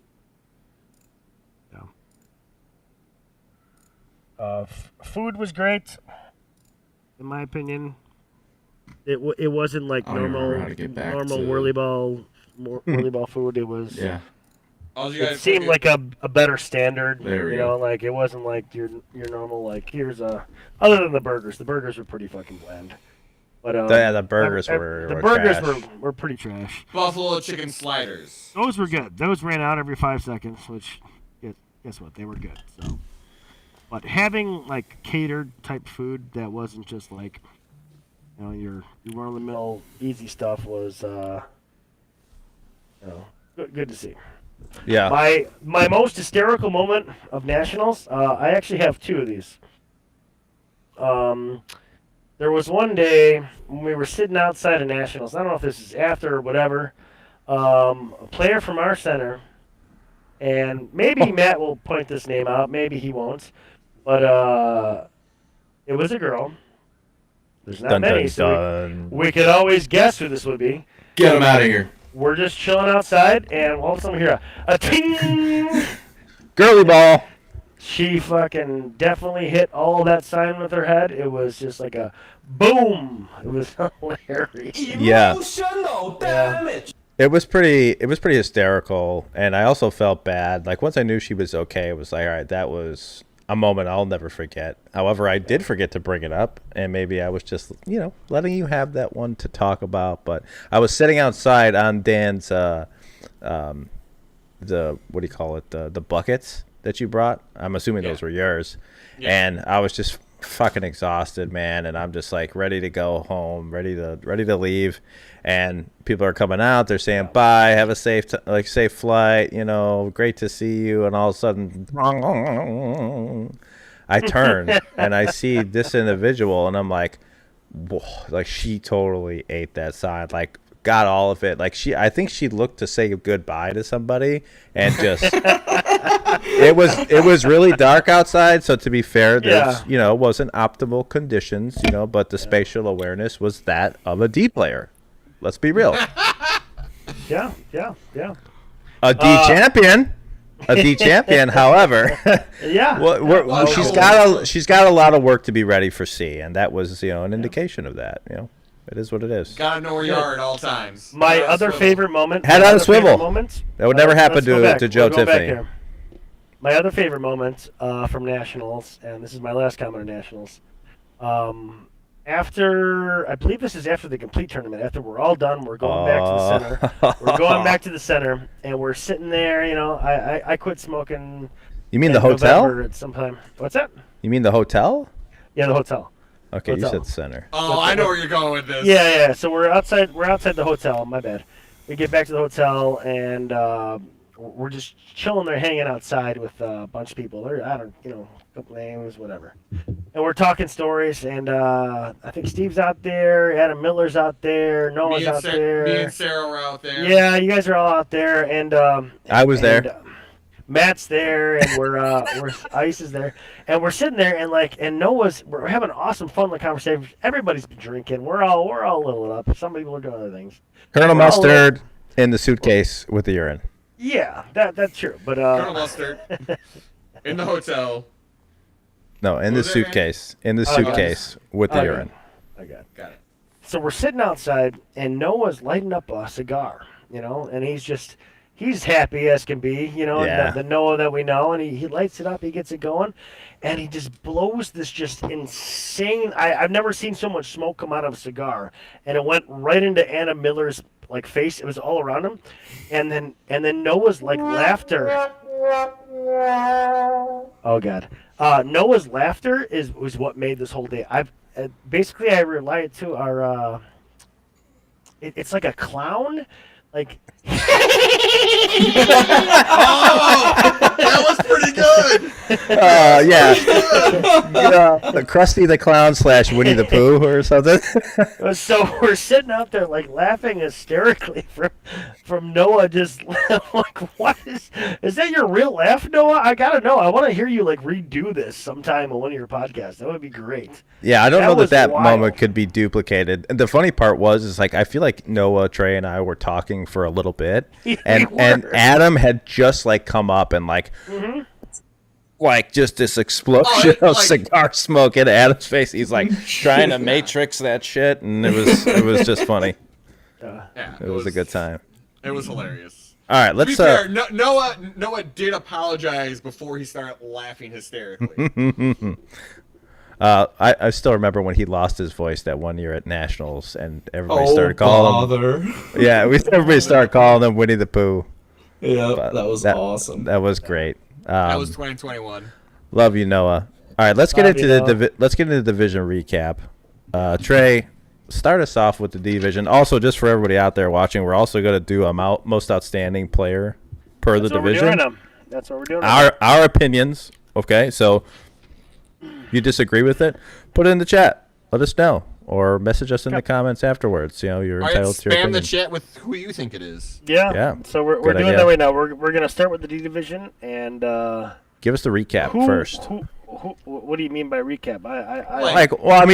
We coached a team in D, right? Both of our teams were in the D championship. Yeah, so you kind of helped out. Like, you came out there on the court, so that makes you a coach. I did. Ross's team would. Okay, yeah. Yeah. Anyway. And for those of you who don't know Ross is an interesting individual. I love him to death. He's one of my best friends. I thought he was the best player in the D division. When we get to the point of giving most outstanding player, he's going to be disappointed. So, Ross, prepare yourself. I'm giving you this as a courtesy because you're my boy. He's up in Canada right now fishing. So this is going to be a little bit heartbreak when he watches this on the way back from Canada. But, yeah, we had two teams, right, in the divisional, in the championship in D. Obviously, Scoop one of Dogs them and Headhunters. Scoop Dogs, Headhunters, great game. But the D tournament I thought was really competitive, more competitive than I actually thought it was going to be. It was probably one of the better D tournaments I've watched in a long time. So, like, that's my brief take on it. What about you guys? It was fun to watch. It was fun to watch. It was competitive. A lot of those teams knew what they were doing more than most D teams. I feel like D has gained a little bit more of respect in my mind from where it has come in the past, and watching these teams and having 3 teams this year and being able to practice and kind of build them up this year has also helped out a little bit. But you watch any D games, Joe? No. Yeah, that's. No. So you know what? Maybe we start with Joe. Joe, I'm going to start with you, Joe, because that makes it even easier. Joe, who was your most outstanding player in the D division of this year? In the D division of this year, I had. That's just so you know, Joe. Since you haven't won it, this is the lowest level of whirlyball competition in the sport. That's why he doesn't care. He's like, I'm not even paying attention to the D division. I don't retain a lot when I watch whirlyball. I don't remember anyone's names. I don't, I just don't. It's Really? all just, dude. It's like in one ear, out the other. I'm fairly stupid. Fairly. So fairly, yeah. I mean, I dig holes for a living, dude. I can't do anything else. Dig holes, put balls in holes. Yeah. Yes. So I might have watched a couple games, but I don't really remember all that much. I remember the excitement that Bill had when Scoop Dogs won. That was cool. That was cool. Really cool. Yeah, his son played in the D division this year. First ever year playing, won a banner, and hit a fucking sick ass 8 or 9 welder. Like, at the end, the game was already out of reach and it was done, and he just I'm gonna say it was like the Doug Flutie Hail Mary equivalent, Boston College. Like, when I watched it, that's what I was thinking. Like, this isn't gonna go in. It doesn't matter. It's not really to win the game, but it felt that way. It wasn't a game winner, but it was a game ender. Yes, it was by nailing that shot, he put the nails in the coffin. Yeah, it didn't matter what they did after that. There was no chance. Yeah, and he was doing the little guns, shooting like sometimes during the game. And how often do you have a father-son combination win banners? In the first year we're ever hosting in Chicago, I guess technically second, but in my lifetime first. So super cool. Yeah. The last father-son thing, if I remember right, was me, Eric, and our dad in A in 2013. And you guys won? You, Eric, and your dad. Yeah, me and Eric are brothers. You can't tell. No. Oh, we look a lot alike. Well, actually, what about Bill, Ola, Chili, and Anthony? Oh, Yeah, they won in Cleveland. Okay, so yeah, that would be the most recent. But So maybe well, next year, like, hey, just on a whim, like, bring your father out. Anybody out there that wants to Yeah. play a division, and hope that you win, so we can continue this trend here because it's pretty cool. Do we see a lung team up? Gary and Dalton on the same team? we could. Ooh, I don't know that Dalton's going back. Oh, Gary can move up to C. yeah, we could. Mhm. Very possible. Especially if Dalton is finally able to muster up some more St. Louis guys. Yeah. That'd be cool to see. All right, going back to our most outstanding D player, I am going to pick. Oh my goodness, this is kind of hard to be honest. There's quite a few people. Who was it? Are from you looking Michigan, at the chart right now? Yeah, I'm looking at the chart. Who was it from Michigan that ended up hurting himself? Was he a D? Jason. Jason Tilley. Jason Tilley, Yeah. yeah. So if I feel like if he would have been able to complete the tournament and play, he would have been the guy to beat, like solely and done. Like that would have been the guy to beat. I've watched all of our D players, and I know their beginnings and their ends and what they equated to at the end there. But who was the one that really made the most for me? So there was who else was it? Rebecca Morse. Where was she Yep. from? Seattle. Shooting Seattle. lights out, dude. She was shooting great lights fucking shot out. Man, She was shooting lights out. She made a huge difference in the game. It was fun to watch her. Yep. I gotta give it back to a couple people from Chicago too. Alex played a different game that I'd never seen her play before from Chicago. And Sarah has put in a whole bunch of work. If anybody doesn't know, it's Dan Doherty's wife, Sarah. Dan Doherty's Scoop Company. That's simply, But if I'm gonna give it to one person, I think I'm Love gonna you, go Sarah. with Tilly, even though he couldn't finish out the tournament. yeah, I'm kind of in the same boat, at least with your first two. Again, no disrespect to anybody. Jason, I thought was just, I mean, he was such an impact on the court. Like the guy was just scoring like an absolute madman, and you could tell there was a Who different was- level of. Who was the absolutely massive dude that was just dunking on everyone? Ryan. Ryan. Aaron, maybe? Could be Aaron. Could be Aaron. be Aaron. Real bigger Yeah. dude. I think he had glasses, Hat on? hat, always. Yep, that's Aaron. That's That's Aaron. Aaron. It is Aaron. On Okay. Scoop Dogs, right? The team that won? Yeah. Yeah. Yeah. Or Yeah. AKA Trey Jr. That was Very impressive. That was impressive to watch. To watch like a D player like actually stick their arm up in the air and just look people Raise in up. the eyeballs and be No, like, that's you're you're not definitely Take thinking this. you're definitely thinking of Ryan. Okay, yeah. No, That no. guy would just bury himself in the key and then just be like, oh, my head is 2 feet taller than everyone else. So that means That's when I Ryan. stick my And arm Aaron's up, shorter than me. it's gonna be 3 feet taller. Yeah, Yeah, and just but- like he would literally just drive into the key, be like, all right, come on, guys, I'm ready. Wham! That I was mean- impressive to watch a D division player have a nasty high shot. I think we're going to have to get some confirmation on this because there's a little discrepancy here. I mean, it could be Aaron, it could be Joe. You're going to have to watch us some tape and get back to us and let us know exactly watched who it Aaron is, play. and we'll confirm. Aaron was shooting screenshots. Ryan was dunking on people. I am 100% sure on this. He is thinking of Ryan. Yeah. Okay. Whoever, yeah. Oh, Does Aaron. not have Whoever glasses or that guy was. Ryan does not have glasses or a hat, but you are Nate thinking is of Ryan. saying No. from Cleveland was I don't know. 6'8", so It 6'8". might have been the Cleveland Oh guy yeah, too. it could have been the Cleveland guy. You're right. You're Yep. right. I forgot his name. where we at here? Oh, was They said he Vince, played Mike, C. Joe, Larry, or Sean? Yeah. See, I don't fucking retain anything. All right. It may have been one of the Oh, Cleveland guys. no, you're it's right. C. Nate retracted his statement and said C. So Okay. All right. So we're back to suck a dick, Nate. we're back to D. But yeah, for me, if I Jason Tilley, I think he's probably my number one. And if I had like a 1B, Rebecca she's probably one of the most sound D players I've ever seen play the game on both sides of the court. And her shot is just, for that level, Like It's insane. she has such a good understanding of how to get her shot too, and not like she never seems to take a shot that's like forced, unless it's like that shit at the end of a possession that we all know, like, hey, like whatever happens happens.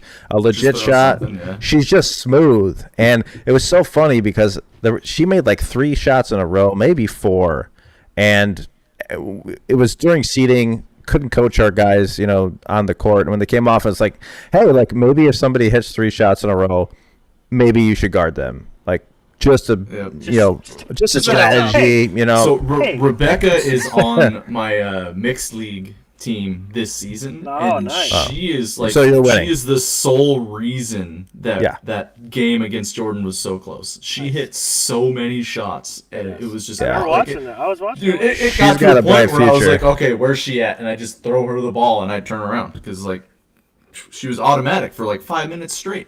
Yeah, I don't doubt it, man. She is super smooth. She's really poised out there too. Like, and it was interesting hearing Very calm. Jeff talk about like some of the anxiety and stress and mental health stuff, and like have him talk with that relationship with Rebecca, and like you would never guess, like, because when she's out there, she looks like she is cooler than the other side of the pillow, just totally chilled out, just out there driving a cart, shooting a ball. Doesn't matter like what the moment's like, and she nailed it. Super chill. It was fun to watch. 1A and 1B. Like if Jason was able to finish the tournament, and like who knows what that team would have did, he probably would just be my dude. And shout out to him. It always sucks to get injured, especially playing a game that you love and not being able to finish something out that you traveled for. But I hope he's getting better. Car, Yeah, I hope he's getting better, and we wish him the best. Dan, what about you? Who was your top and C? Yeah. Let me just give Sorry, some Indy. honorable mentions out here. I thought Sean from Cleveland, was that Rick's son, right? He played a good D tournament. Murad? No, Sean. Yeah, Sean Rick's son. Morad. Yeah. Murad, yeah. Yeah. And Don and Ross were shooting really well. They would get hot and have some really good shots. Alex played great defense on Scoop Dogs. Miles and Aaron, everyone on that team was playing well. But I gotta give it to my wife Sarah. She wasn't necessarily the Biased. one. Can't prove that. She wasn't We the probably one could. making the shots or necessarily blocking the shots, but she was definitely directing traffic out there where everyone needed to be to play a sound game. Her court awareness is like it's great. Her court awareness is probably better than mine, and she was just directing Facts. people, making sure they had I would making sure actually they had agree with high that. walls, making sure if the 4 rolled up, someone else came back. Making sure to tell them to spread the court if there was a possible 3-on-2 situation happening. And might be a biased pick, but that's my pick. Hey, to be fair, you coached her up. Unsung heroes. That's You unsung coached- heroes. You coached her up. Like Yeah. she's. You did a great job, dude. We You did did a great. lot of Brett video didn't- reviews this Yeah, year. I mean, so I was off work for the first 7-8 months we were practicing. But I would still go to practice. I would record the videos. I shit you not. In the morning, she would Slow wake as up. hell she's like, too. I would wake up. She would wake me up and can we watch whirlyball videos? She was coming to get me to watch whirlyball. It was very annoying because I couldn't play at the time, and she's waking me up every day to watch her play. Well, I'm not it was annoying, but yeah, she wanted. It wasn't yeah. annoying. It was awesome. I was trying to talk to your wife instead of you. Hey, Sarah, we played games together. Dan's sitting there taking videos and reffing and whatnot.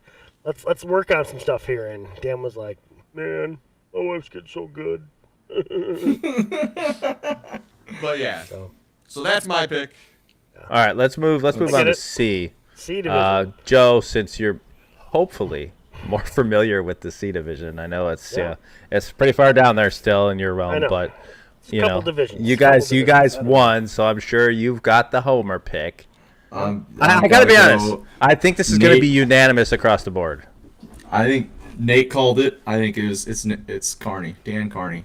Yep. I mean, he was he started a year after I did, and always tough competition. I mean, dude, me, Jordan's brother Colby, Barrett, Dan, a bunch of Barrett and Dan's friends. We were all the same age, just young dudes, eager to win and battling out with Dan for so many years. And the way he played was just like, I was like, I knew it. He used to do that shit to me dude, he shoots over me from like 3-4 welds away like I'm a nobody.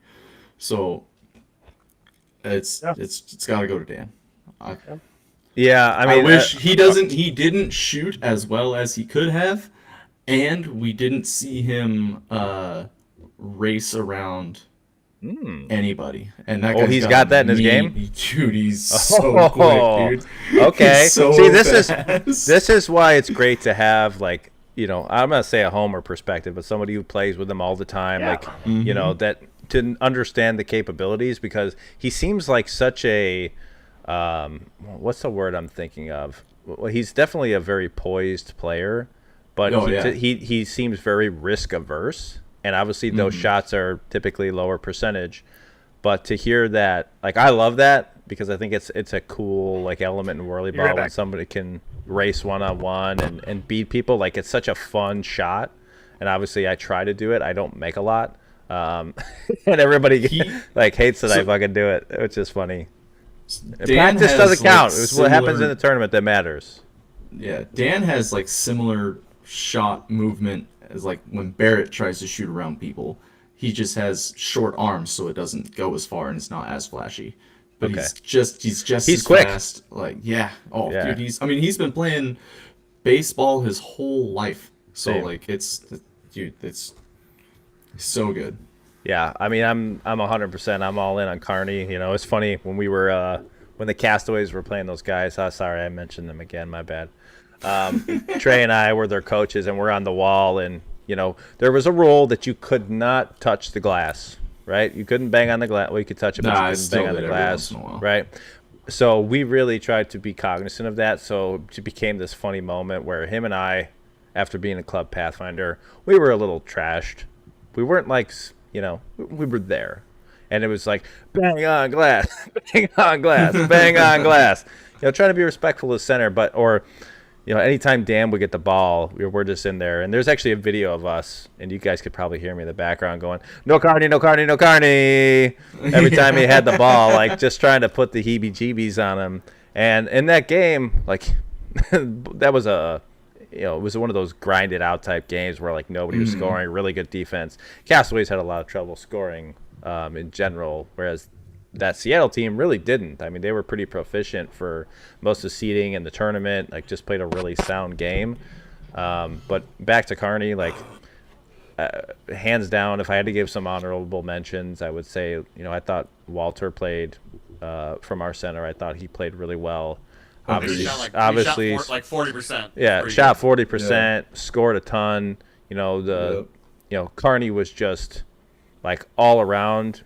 It was noticeable that he's ready for the next level, right? And like when you watch the game and you're seeing that, it's like, hey, like, is this guy really a C player? Like, because he doesn't look like one. He looks like a player. He literally came back from like a 6 or 7 year break. Trey. Maybe. Wait, Joe. So like me? And he played. Yeah. Are you saying like me? So 6-7 year break, and he's just like this phenom of fucking whirlyball. I wouldn't say like, phenom. He's not no Joe Tiffany, but or Barrett Davis. Let's put him in. Yeah, Joe. Fuck it. I should have played C. Fuck it. All right, so we're all in agreement. Carney, You could have, want to but get anything you on that? guys went with your vote. True. I was gonna say I haven't given my opinion on C at all. Yeah. We're good. We don't need your opinion. Yeah, Okay, it was Dan Carney. Some players that I thought did pretty damn well. That the girl from Texas, Tanya. Yeah. That she was fun to watch. I could not believe. I've never really seen or met her. It's been so long since I played, so there's a lot of players that I don't recognize or Sam, but I felt like she did a great job. It was fun to watch. I agree. Yeah, and Kelsey too. Yeah, Kelsey. oh yeah, for sure. Yeah. Cliff from Chicago, I felt he stepped his game up and played a lot better game than I've seen him play in a lot of past nationals. And then Walter played pretty damn good in my opinion too. But like it has to go to Dan Carney because he had the all-around game. Everybody was worried about Gage, to be honest. Everybody was like, Gage is gonna be the guy. Gage is being the guy. I'm like, who the fuck is Gage? You know? Yeah, it's funny. But I mean, here's the thing. In my opinion, because I've been gone from whirlyball so long, it's who the fuck is Barrett? And I've told Barrett and I've told Joe this. I'm like, as we were drinking the first night, we were all hammered. I'm like, I don't fucking know who you are, but hey, cheers, motherfucker. You know. Yeah. So I feel like Dan Carney was the guy that made C and won the division for himself. He played such an all-around game. He hit his shots. He did a great job. Dan, that was great job, dude. Yeah. Yeah, the only person who actually played in the division this year. Let's let him give it a little run here. I would say Mike did the stats on everything. I don't remember if it was the first tournament game or the second tournament game, but he said one of those games, I think Dan Carney had 18 points by himself.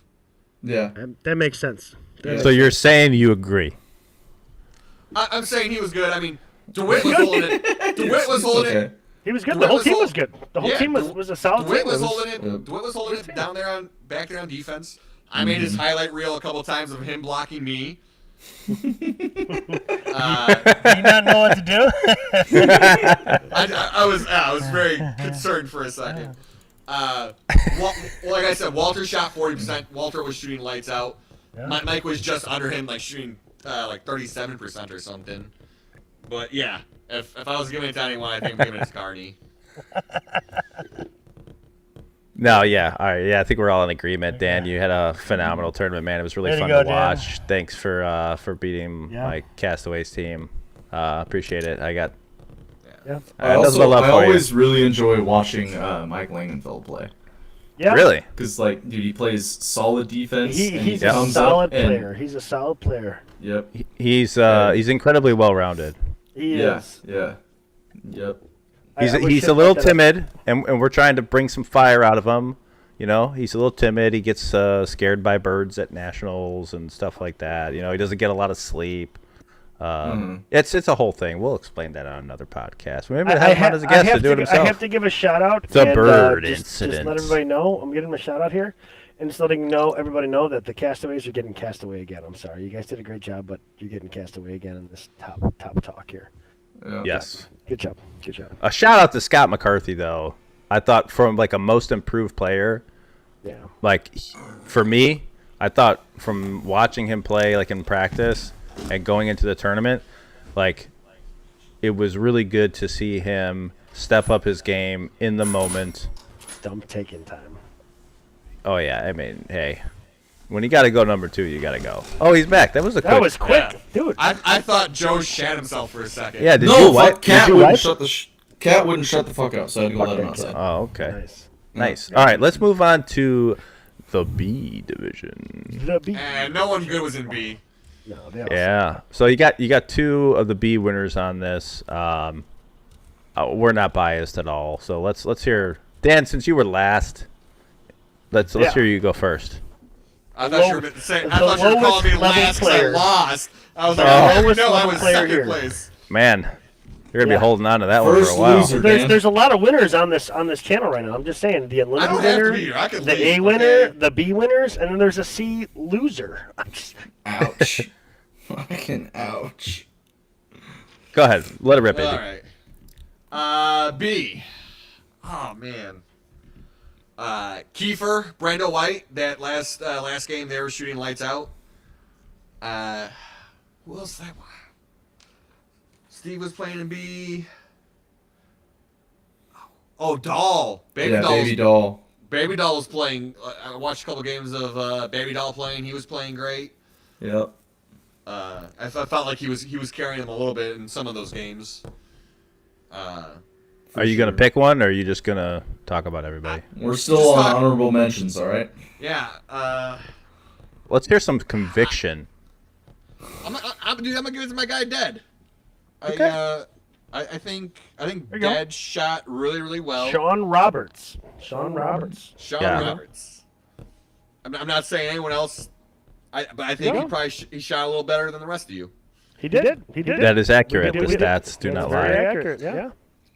Interesting story for those of you that don't know Sean and Sean. So Trey, who's on this, the co-host, Trey's me. Yep. and Dead, the other Sean.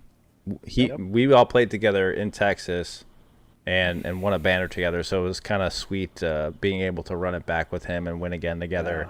And he's won he's won D, C, and B, which is pretty damn cool this year. That's awesome. Watch Only out, person BT. in Chicago. He's the only person that has a chance to win Every banner.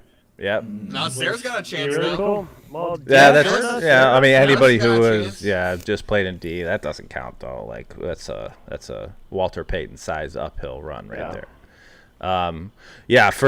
For me, I would say like our team was so well rounded. I don't know that I could pick somebody off of our team, and I thought Trey played outstanding, especially his first year back for Nationals. Dead played phenomenal. Like he went a little bit cold in some of the tournament games to start. But like throughout the course of seeding, like that guy was really our anchor, I would say. Like he was Johnny on the spot, Mr. Reliable, hitting shots, making the shots that he should make, making a couple shots that he shouldn't. Where was he shooting from? At least 4 wells and out. We'll get to that later.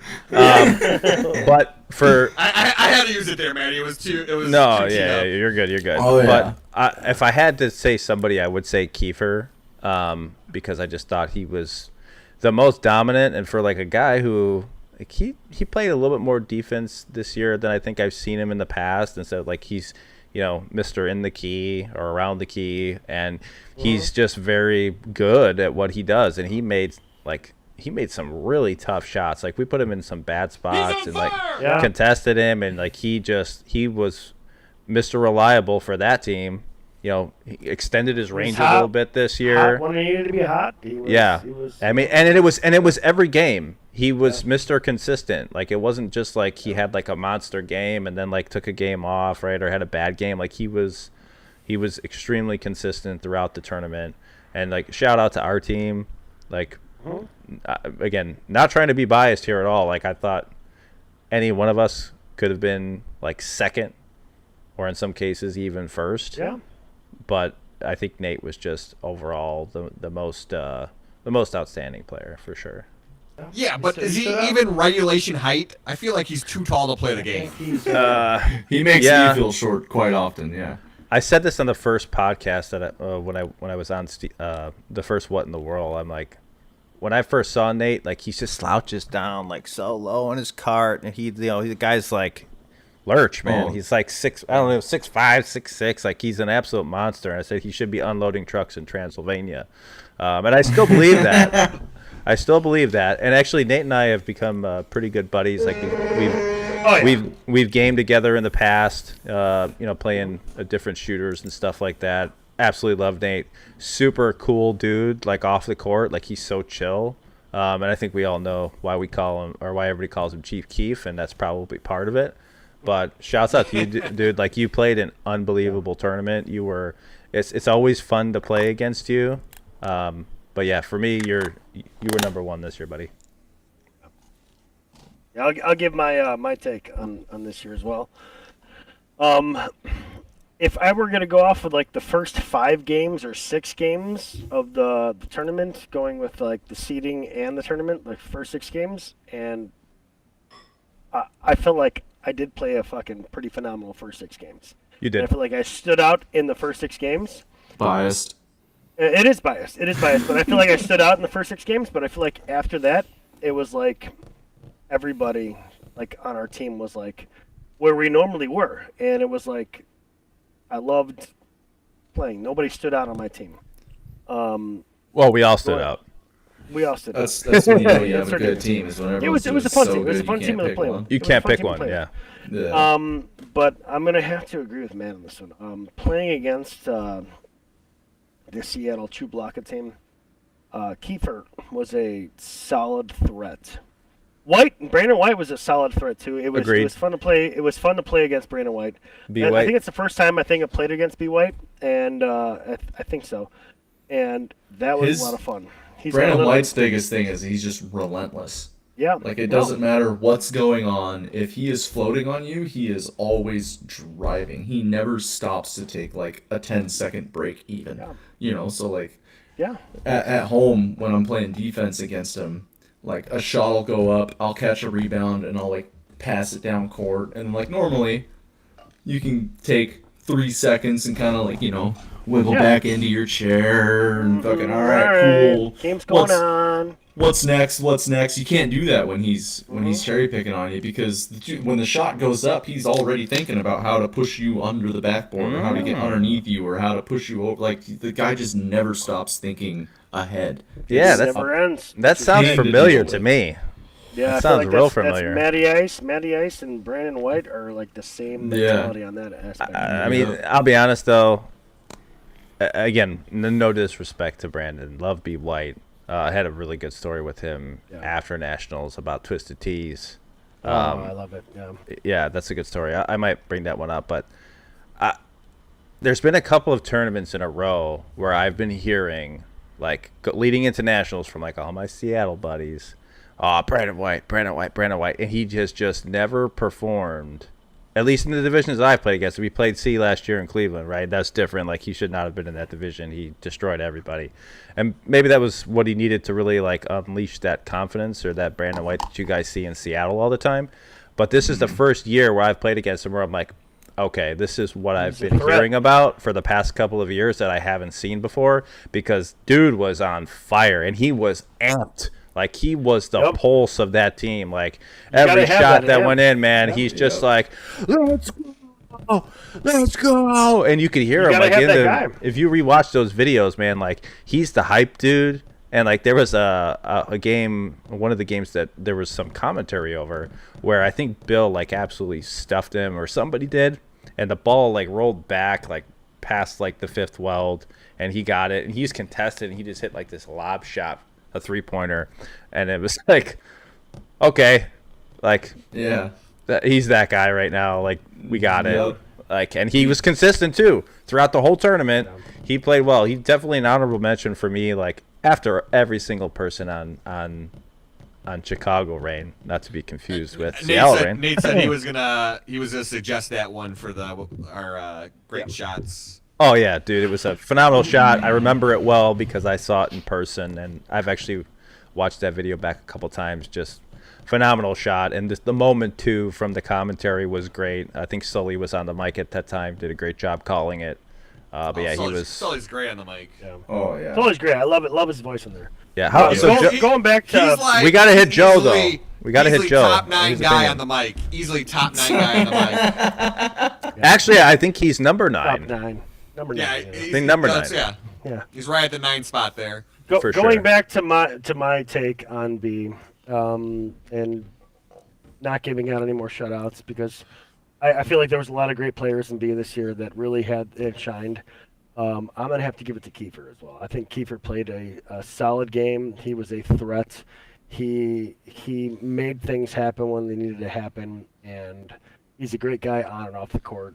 Love the guy. Great to battle with. What are you talking about? The banter is great. I love him.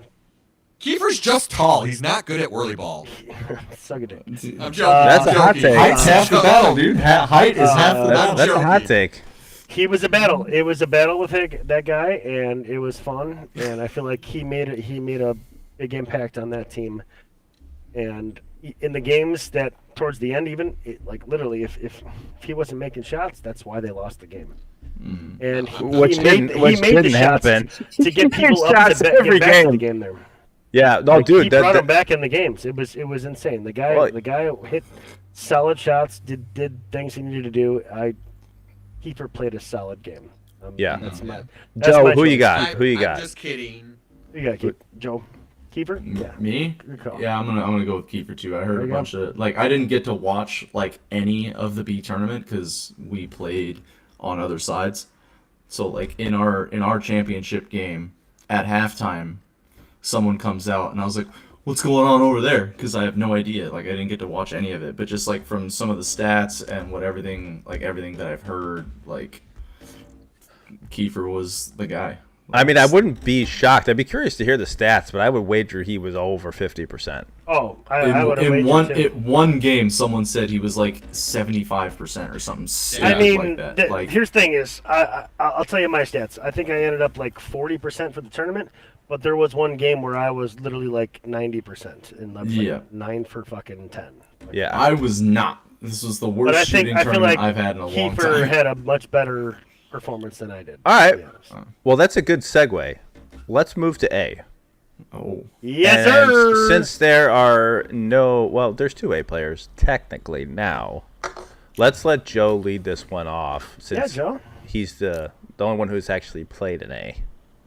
So, okay, tough competition this year.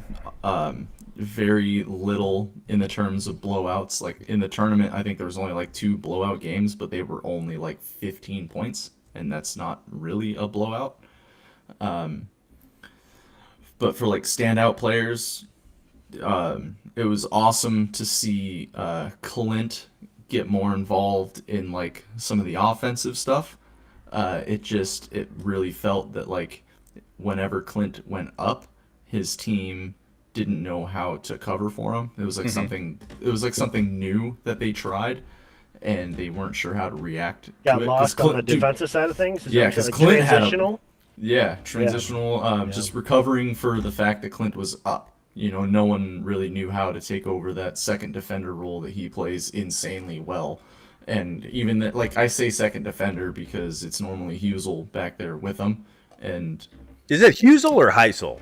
I have no idea. I change I'm every pretty sure year. it's Heisel. It's Heisel. Husel. It's Husel. Yeah. Come on, guys. I'm Controversy. pretty sure it's Heisel. Well, he No, Husel it's that not- car it's- very well. It's hard to score on that. That's a team But, name. We got one. Big standout. Clint getting in the offense. The dude put up a ton of buckets against us, and we were just able to take advantage of him not being back there to end up winning it. Raphael on my team was an absolute weapon. I mean, give an him the animal. ball. Dude, give him the ball. It was almost guaranteed 2 points. Who else? Christie on my team just made no mistakes. Like, even taking the slow car so we That could be was more my mobile first on time offense. seeing Christy play. That was. Dude, she is so good. She's good, dude. So good. I did not know. I literally that's my first time. I was extremely impressed. Yep. Yeah, there's no one else that I would much rather have come out and give us our like coaching in the unlimited games. She came out and helped us out. It was awesome to have her as a teammate. Obviously Brad Peters played very well. Timmy kept him, dude, in like the championship game. The dude's hitting like 8-9 weld threes consistently to keep him in the game. Like, who the fuck does that shit? That's stupid. Like, Yeah. You know, like there was multiple, like I rewatched the tapes, and like there's multiple times where he's like heading back towards, like their team's on offense, but he's heading back towards his goal with 8 seconds left. And I leave him because I'm like, oh yeah, no one's gonna hit a 7.5 welder. Yeah, you're with playing the time running down. percentages too. Yeah, dude did it 3 times. Wow. Dumb. Like, Timmy was almost the sole reason that they were in the championship game, that the final game was so close. Who else? Bolte. That dude's a monster. Yeah. oh God, he's a monster, dude. Bolte had a great tournament. Well, Bolte also took like 80% of his team's shots. So like, you know, That you're makes gonna sense. put Were they going buckets up. Were they 80? going in? It's Yes. like 40 Yes, they were. 40%. Yeah, I don't know. I mean, See, he definitely shot well, but like the dude fucking took all the balls. They don't ask how. They ask how. Where did many. he take all Can the somebody balls? can somebody clip Yeah. that? To our somebody hole. clip that. Yeah, to everyone Yeah, that else's dude hole. took all the balls. He Clip took it. your own ball and put it in your own hole. That's impressive. Yeah. That's I'm pretty impressive. sure it's a 4-point penalty. Yeah. Well, there's nothing in the rules against. Yeah, but grabbing. there's something called principle, Dan, and sometimes you just gotta do it. You know, blazing trails. Okay, so Yep. all right, so last chance to answer the question. We got to pick one. I gotta pick one. I gotta pick Ralph, man. Just like, Oh, okay. just not like outstanding as in like the very best performer, but as in like most improved. Mm-hmm. You know, because that guy took like he wasn't really showing all that much in seeding. We had a real hard time getting him open, and then like come tournament day, the dude was nuts. Nails. Like, Yeah. It was so yeah. Yeah, I dude. gotta pick when, Ralph. when he gets hot, man, It's scary, man. it is Like, scary. And the weird Yeah. thing is like he's got like that kind of like dip down shot, which you would think like he would probably get blocked more, and he doesn't. It's Like, hard to tell. I've really hard to tell where he releases from because he's got such a quick flick. in He's his got like release. a Dalton Long-ish type of shot that you just don't know where it's going to come out at yet. Mm-hmm. You know, I know. Yeah, Yep. it's Keeps you interesting. Mm-hmm. So I'm gonna be real brief with mine. I thought Brad Peters had an incredible tournament both in Unlimited and in A. Yep. And for me, like, I love BP too. Like, he's such a fun dude to just hang around and like talk with him. And like, you could not know BP and you could be up on the glass watching the game, and like you'll just end up like having like, you know, the side conversation about the game back and forth. And he's such a like an engaging person and like fun to be around. But his game, I feel like he's leveled up a little bit every single year. And like I feel like this year was really kind of a coming out where he's like, all right, I've done it in previous years, I've done it again, and now it's like, hey, it's for real, right? Like he's a dude. You know, he hit some big shots, like bailout shots. You know, the shots that he was supposed to make, shots he wasn't supposed to make. Plays super sound on defense. Like I saw him get way more blocks this year than I think I've ever seen him get. Consistent on our team.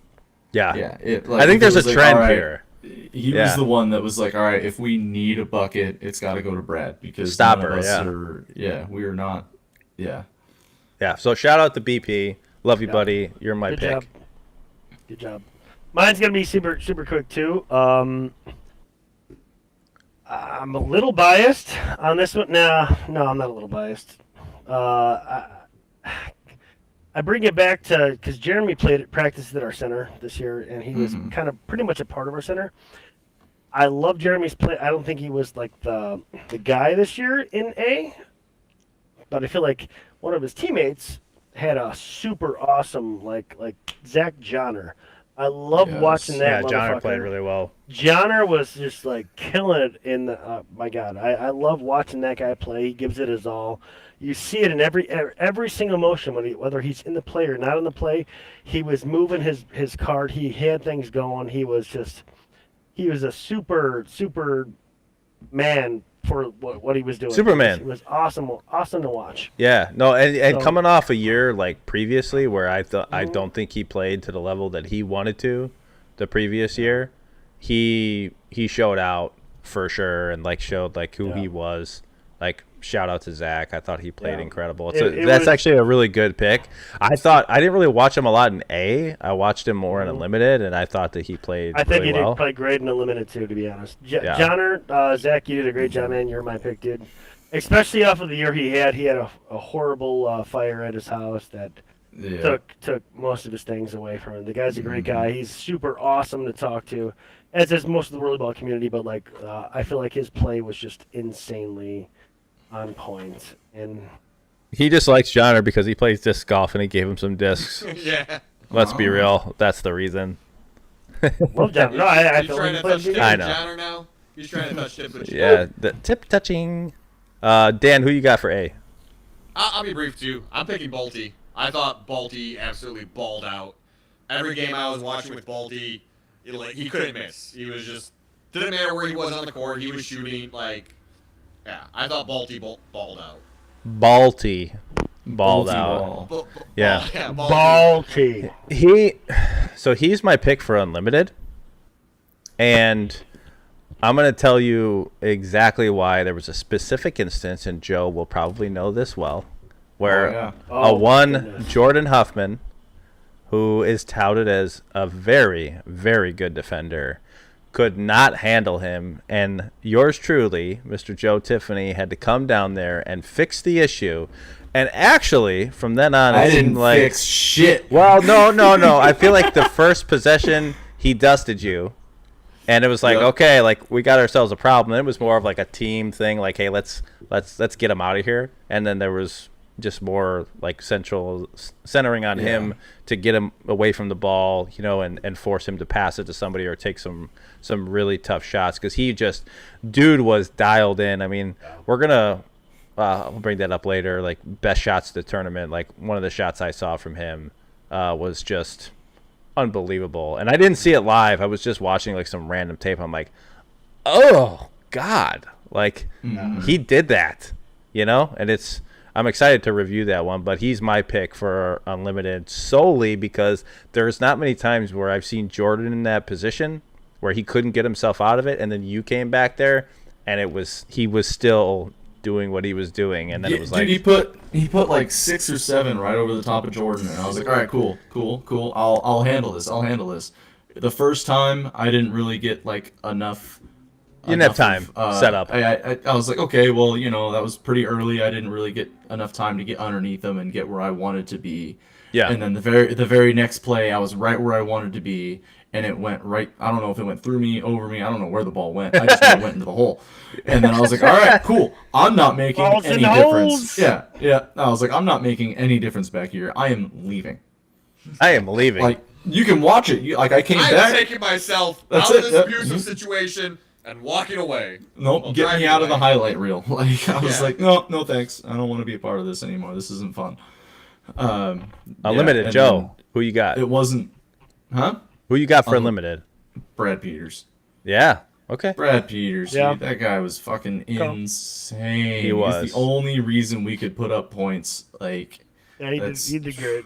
I mean, obviously Bolte did He did great. insanely well, Yeah. but like Bolte also shot 33 times in the one game against us. Yeah. So like, of course he's gonna get a bunch of points because Yeah. he took, dude, like that's like, fuck, he took That's one a lot of shot. shots. He took more than one shot a minute in one game against Mm-hmm. us.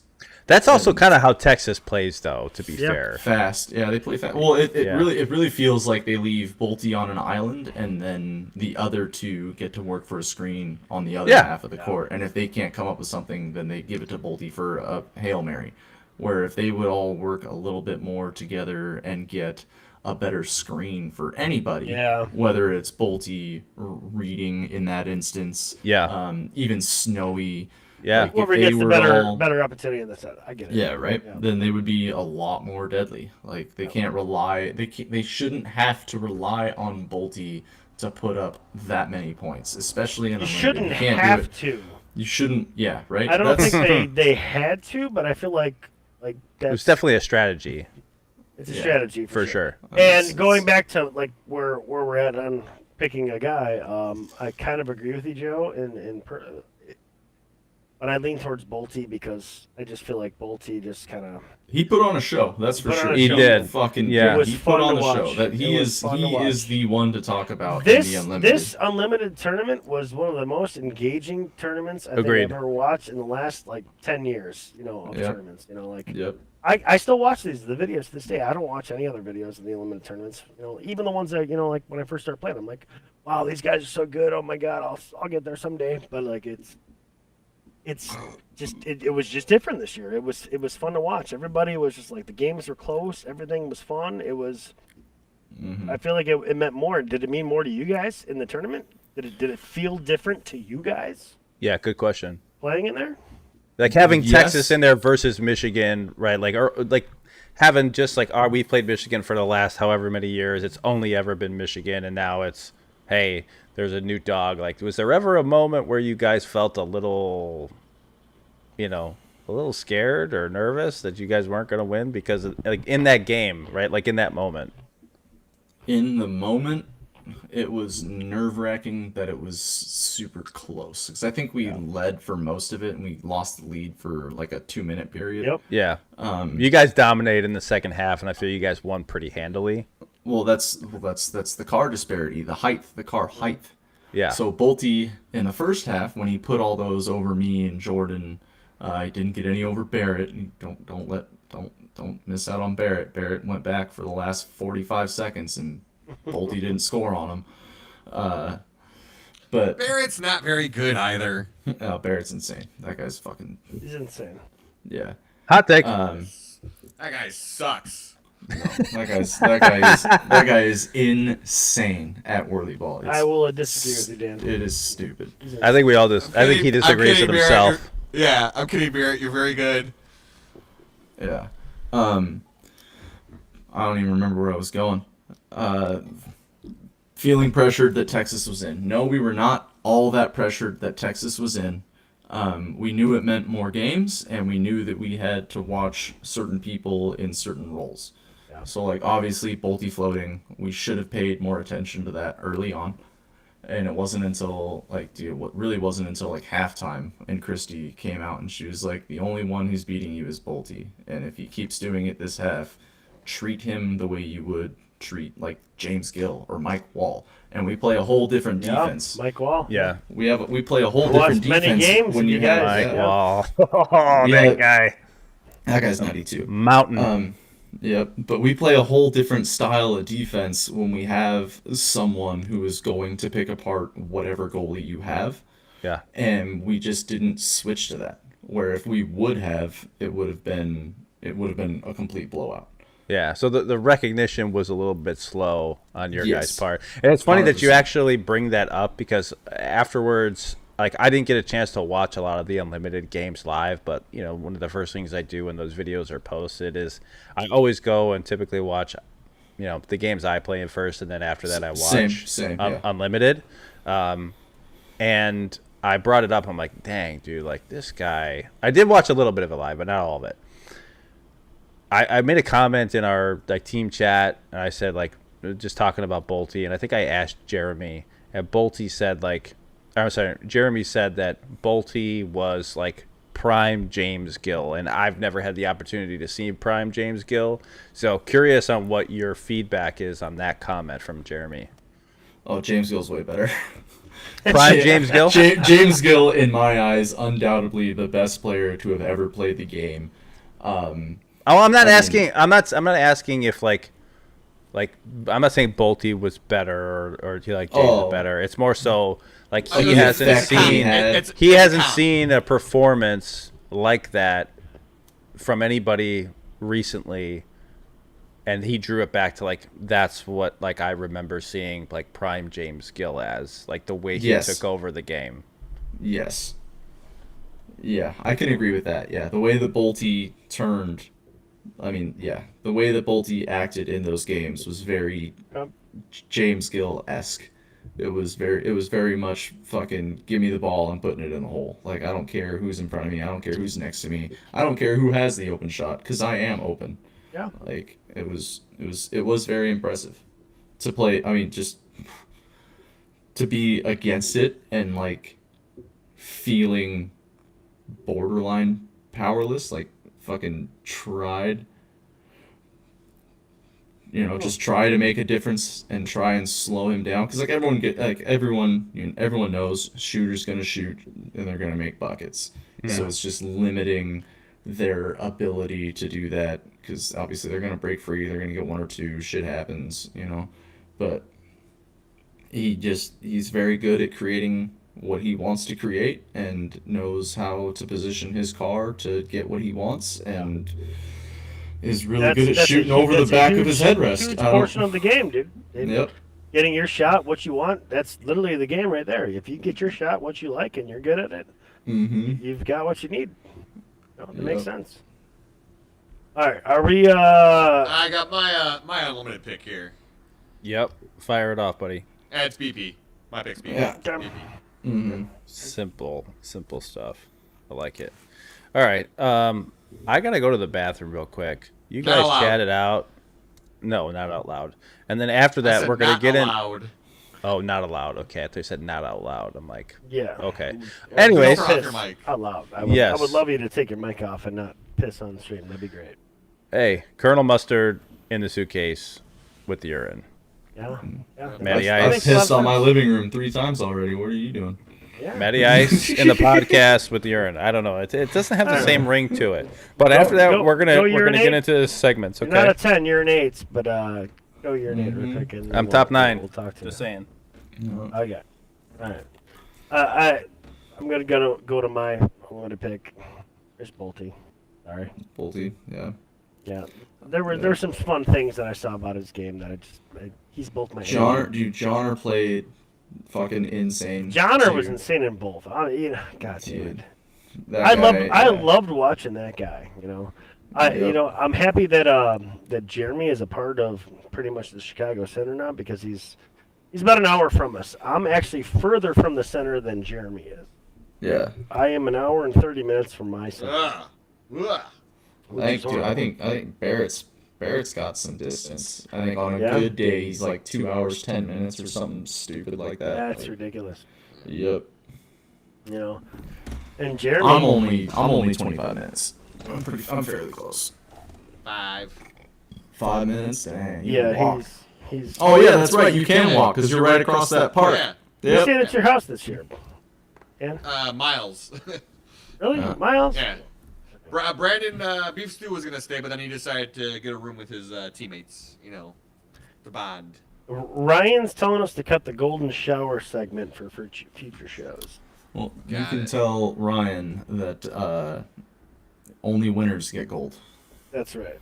Sorry, Ryan. Only I winners actually get gold. Showers are not. He came in second. Actually, it was close. I think I got like an audio clip, Joe, of you after winning Unlimited here. Let's listen to it. Here's the deal. I'm the best there is. Yeah, my whopping 20% shooting. You shot 20%? It's like 25. I went 4 for 16. Horrible. I'm sorry. Yeah. That is not good. I shot 31 with a ball. In a good, like literally like 40% is like the threshold. I feel like if a higher percentage shooter is like that's where your bottom is at. 40%. If you have a good game, you're 50 plus. If you have a bad game, you're still 40. I would like to compare it more to like basketball, to where like you think Steph Curry, greatest shooter of all time, and his best year was like 45 or 48% or something like that. So I don't expect anyone to hold any more than that because that motherfucker gets... we do. But who made the shot to put the nail in the coffin in that Unlimited game? Yeah, that was me. And if I would have missed it, we would have lost it. We could probably play the Joe hype video again to. If I would have missed that shot, we would have lost that game because Zach and Sam had a 2-on-1 going the other way. You're right. Yep. I remember looking at that little video there. Mm-hmm. You made it though. Yeah, all right. I made it. Let's get into a couple of fun segments that we're gonna do, and the first one, my boy Dan knows what this one's called, and shout out to a certain Cleveland podcast that gave us the idea for this one. So you guys are the best. 2 welds and up. That's right. Segment is called 2 welds and up with Joe Tiffany. Joe, the way it works is I'm gonna give you 5 names. Okay, and you have to give me an answer in under 5 seconds. Okay, would you rather block them, dunk on them, or race around them? So everything that's within 2 welds or up is basically what you're saying. That is correct. You're a quick study. All right, Joe, are you ready? Yeah. I'm not just good looking. Hit me with it. Give them the options one more time. I get block or dunk.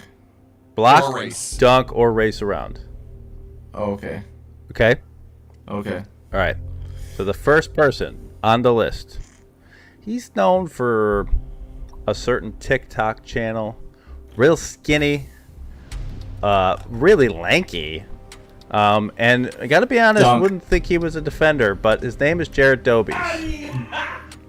Dunk. Okay. Actually, no. Oh, Take it back. Block. I want to block that guy. he wants to block him. Okay. Yep. Next I one. can do it too, bitch. Blocking Jared. All right, next one is he likes to call himself Himothy, which I think is a little weird, but he's not even a closet narcissist. He just is one.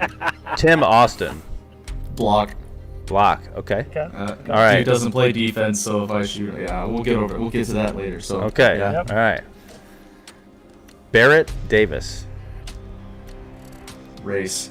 Race. Okay. Okay. All right. I like that take. I'm sorry. I love that take. That's I love a good it. one. Okay, so Jarrett was That's a block. a good one. Correct? Yep. Jarrett was a block. Tim was a block. And then Barrett was a race. Okay. Yes. All right. That's great. I love that one. Clint Fisher. Dunk. Dunk. Really? Okay. All right. Okay. Now this one, I'm pretty sure you know this guy. I know that you do, and I know that Whirlyball 100% Nation know. does as well. But it might be a little bit of a curveball for you. Okay. Dalton Lung. St. Louis Wonder Kid. Block. Block. Oh shit. Okay. Blocking Dalton Lung. All right, so now is the time where we go back and we review your answers. So for Jarrett Dobies, you said block. Why? Are you starting your own TikTok for transparency purposes? Or is this one? Are you starting your own TikTok and putting together the block compilations? You could. I told him I have a couple lined up. If he wants to post me on some, I'll post them right back. Ooh. But that's There we go. the whole Dan- reason. If he wants Dan, to, hit me with something build here. himself up, if he wants to build himself up on blocking the shit out of people, I want him to know that I can do it too. Have you? Right, Has right. he posted a video of him blocking you yet? Not me, no. He got me. So we only played him once in seeding, and then we didn't get to see him in the tournament. So he did get a block. He got one for sure, maybe two. I don't know for sure about the second one. I don't Shoot or remember shoot, that. right? Shoot or shoot. Yeah, So. exactly, right? And, you got to figure out how tall he is. So the first one that he blocked, okay, I was like, all right, not doing that one again. Next one's going to be higher. But I just want him to know that he might be able to block people, but I can block him too. Like I love it. Okay. anything anyone else can do, I can do better is my mindset. It's a good song. It's a good song. Ooh, I I'm glad love you just it. pointed that one out there. All right, let's go. Let's move to Timmy. Timmy, what did I say for him? You said block. I said block. Well, you dunk on Timmy. It's nothing because he Timmy. doesn't fucking play defense. Timmy. Okay, yeah, I get it, but there could be like that. Hey, the guy's made like a couple of 8-weld shots on me, right? You mentioned he did it like quite a few times, right? Like shout out to Timmy, and we Yep. just need to go and assert some dominance. And there's a lot of different ways to do that. You could do it with the block, but you could also do it with a dunk, right? There's a different feeling when you get dunked on versus when you get blocked. But yeah, he doesn't play defense, so you got to have the opportunities. So Yep. And dude, someone throws up a shot and you send the ball the other way. That is like the height of not today, pal. Like, yeah, you're not Himothy. Yeah. No. Yeah. All right. And then we had Barrett. Barrett, my Who, favorite take who right here. by the way, Ooh, I love just this for, one. and I'm not sure if you're looking at the chat, but Barrett and his big old beautiful beard, shout out to Beard Oil, because I know that he's got to be rocking that. He's in the chat. Yep. So you said that you would like to race Yeah. against Barrett to beat him. What went Yeah. into that? Well, I can shoot over him. Like it takes a lot of effort. From how I many mean, welds are you shooting over him, though? I can toe to toe Barrett. He looked So this to toe? man in the eyes and he said, Yeah, I can. So, if This is not a race. He just said he's shooting over you straight up. no, No like, respect. no, like at home, like I can get like if I get him. That's not a race if you could shoot over him. That's not a race at all. let me finish. I can shoot over Barrett. I know I can. I have done it. It's not super often. It is harder than shit to get a ball over that long fucker. I have blocked Barrett, right? So like I know I can do that. The hardest thing for me to score on Barrett is shooting around him. He is so fast, and he fucking reads me like a book every That's awesome. fucking time. Okay. So, So this- anytime I can put one through Barrett, I'm so excited. So this is more of like a, hey, I can get you this way too mentality. Kind of, Yeah. but like, dude, Okay. it's Very cool. it's like I get packed 4 out of 5 times, and then the one goes through. And, I love it. dude. And even like the one that gets through, 50% of the time it hits the backboard, and then 40% of the time it misses the backboard, and then 10% of the time it might go in. 60% of the time. Time it works all the time. every time. right. Sex The Panther. dude is- Shout out to Sex Panther, if and Anchorman, if you don't know that reference. All right. Barrett says he just wants to race like him. Yeah. He just wants to race like me. Yeah, I mean, hey, you know, a game recognized game, as Sully says. All right. You know, So back when earlier in the podcast when I said there's tons of people that do things better than I can, Barrett can fucking score better than I can. Like, the guy is insane. yeah, Sean, you got a good story about Barrett. I when you got went a to great practice. story. I'm gonna tell it right now. So Yeah, please. I went to Seattle before the COVID fucking tournament that never happened, and God, I was sitting out there. I think I roomed with. No, I didn't room. My family lives out in Port Orchard, and they're moving into Illinois this year. And Steve brought me by to whirlyball one night, and everybody invited me. They're like, "Yeah, play in our leagues. It's great." I didn't know everybody from Seattle. I had no idea who anybody was. I knew I was like this low-level C player that, you know, whatever. And I'm sitting there, and I'm like, oh, yeah, I got this guy dead to rights and fucking side to side, you know, just holding up to him. And I see him just like, he's a lefty, and he just like makes his face in front of me. And like, I'm like, he fucking scored. What the fuck just happened right now? Like, and it was Barrett, like, just racing through my scoop, like, put his scoop through mine and coming through and scoring, like, within, like, 2 outs. It was crazy. Yeah, the way that he so explained it to me, and, like, of course he called me after this happened.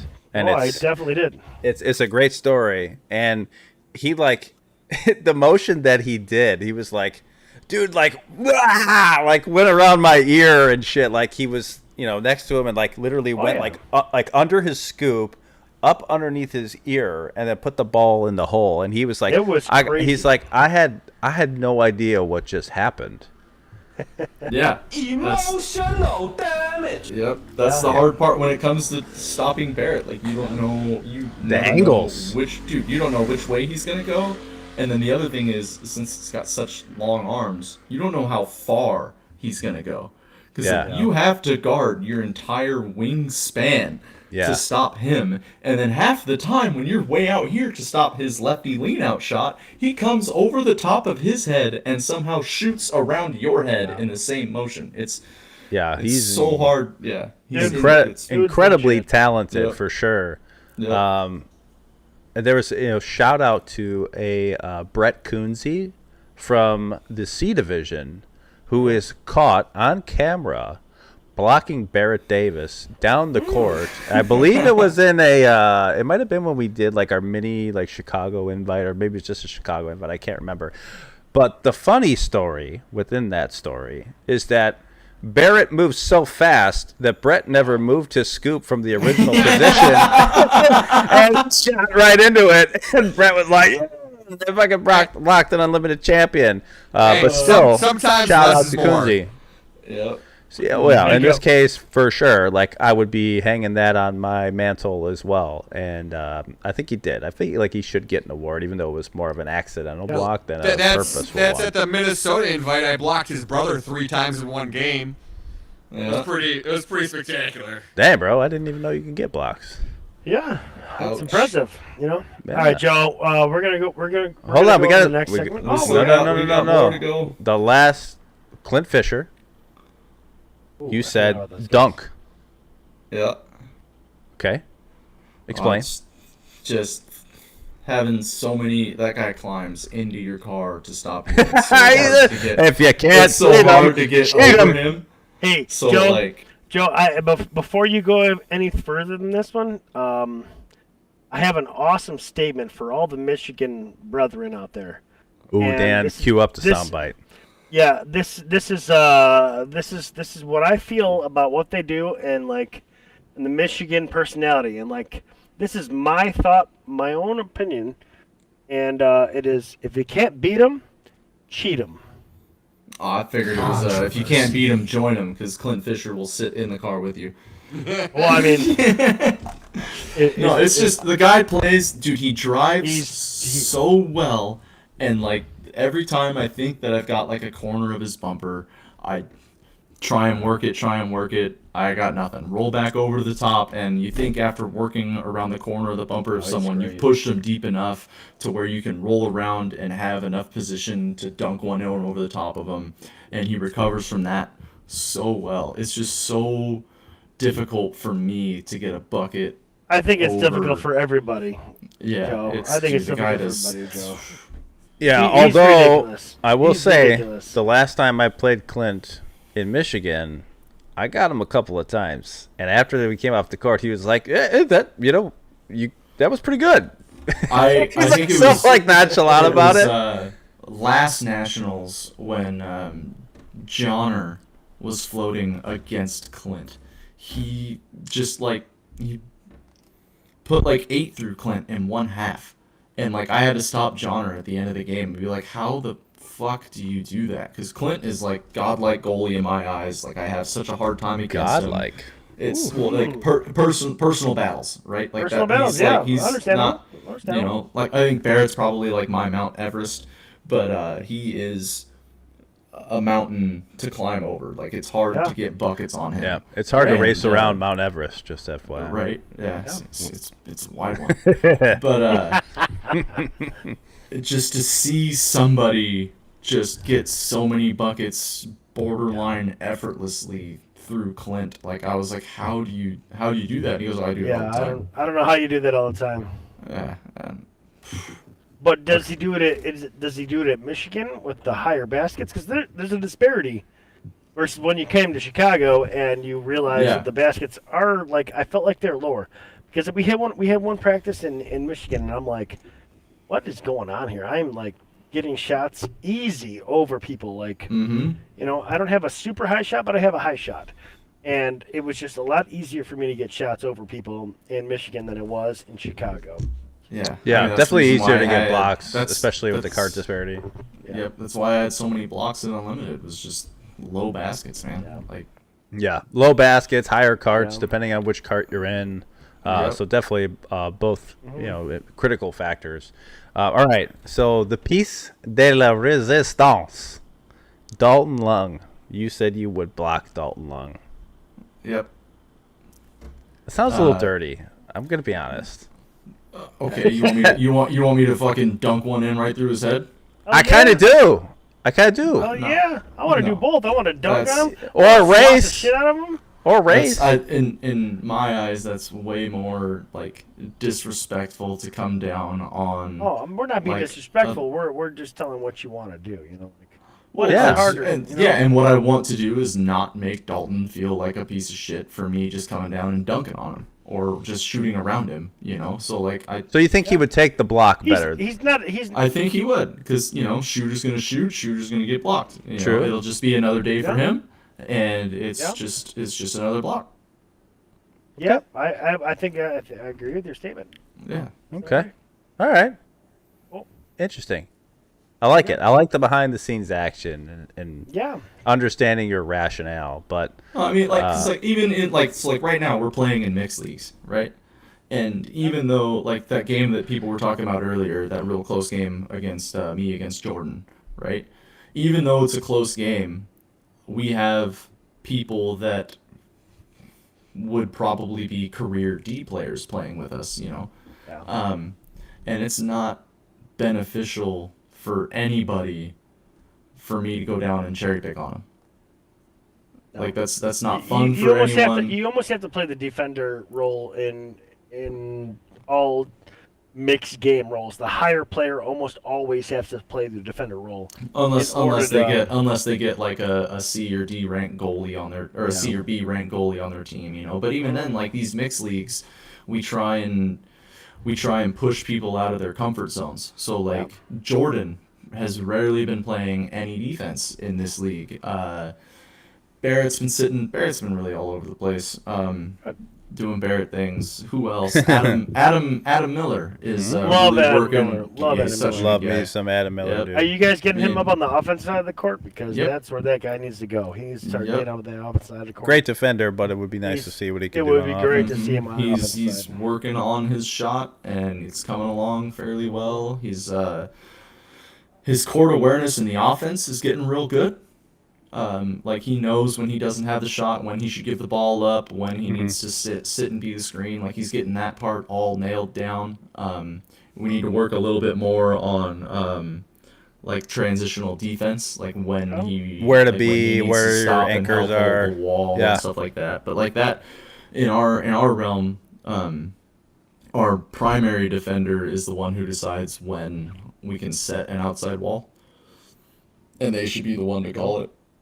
You know, and that's Yeah. like what Adam's been doing for a long time, is being our primary defender. So he's gotten really good at knowing when he's in a good spot, and we can, you know, leave the 1v1 to get a high wall. And it's just, we need to get him a part of being the high wall now. Good.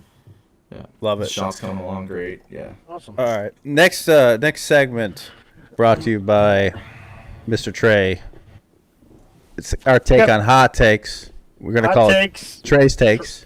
Yes, sir. So he's going to say something that might be a little controversial and stir up a little conversation within the whirlyball community, although I know that this is a conversation that's been had in the past, and one that everybody, well, not everybody, but it's definitely potentially divisive between the group. So, Trey. Okay, so let's get straight into this, Joe. Do you guys want me to give my opinion on it, or go straight into Joe's opinion? That's Your opinion. You have to make the statement. Okay. So here's what I'm saying. We're gonna go straight into a rule, okay? A rule of whirlyball that I don't know how long it's been in there, how long it hasn't been in there, but my take on this is the rule is touching of the scoop or any part of your body in any sense or form, and how it makes you feel, what you feel about it, and whatnot. And You got to make a statement, though. You got to take a position. What's your position? yeah, I agree.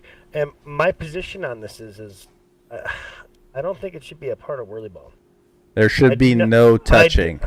I feel like there should be no touching of any sort in your scoop. You can hold a ground, but I don't feel like you should be able to hold, you know, a scoop or touch a scoop, because there's no way to referee that. You know, like, how do you know they're putting pressure on there? You know, we put some rules in here that said, hey, let's put pressure on there. And when you get into the fucking key, guess what? They're never going to be able to call that, even if we take away this rule in general, because it's just chaos, right? But So your position, just to be clear, is you should not be allowed to touch someone else's scoop. Yes. Period. What about the wrist to the elbow? No touching at all, or just no touching of the scoop? No touching of the scoop. I don't mind the wrist of the elbow, to be honest. Okay. Joe, No touching of the scoop, in my opinion. what's your thoughts, man? I agree. Wholeheartedly agree. I think it's absolutely dumb that you can allow yourself to get beaten and then have a recovery plan of, I'm just gonna whack the fuck out of this guy. Yeah, that's Like- that's what happens a lot. Right. I mean, like, people argue that, like, it's not quite like basketball, but it's not quite like lacrosse either, or like hockey where you're allowed to slap people in the stick or whatever. Yeah. But, like, I would say that our sport is probably plays the most similar to basketball.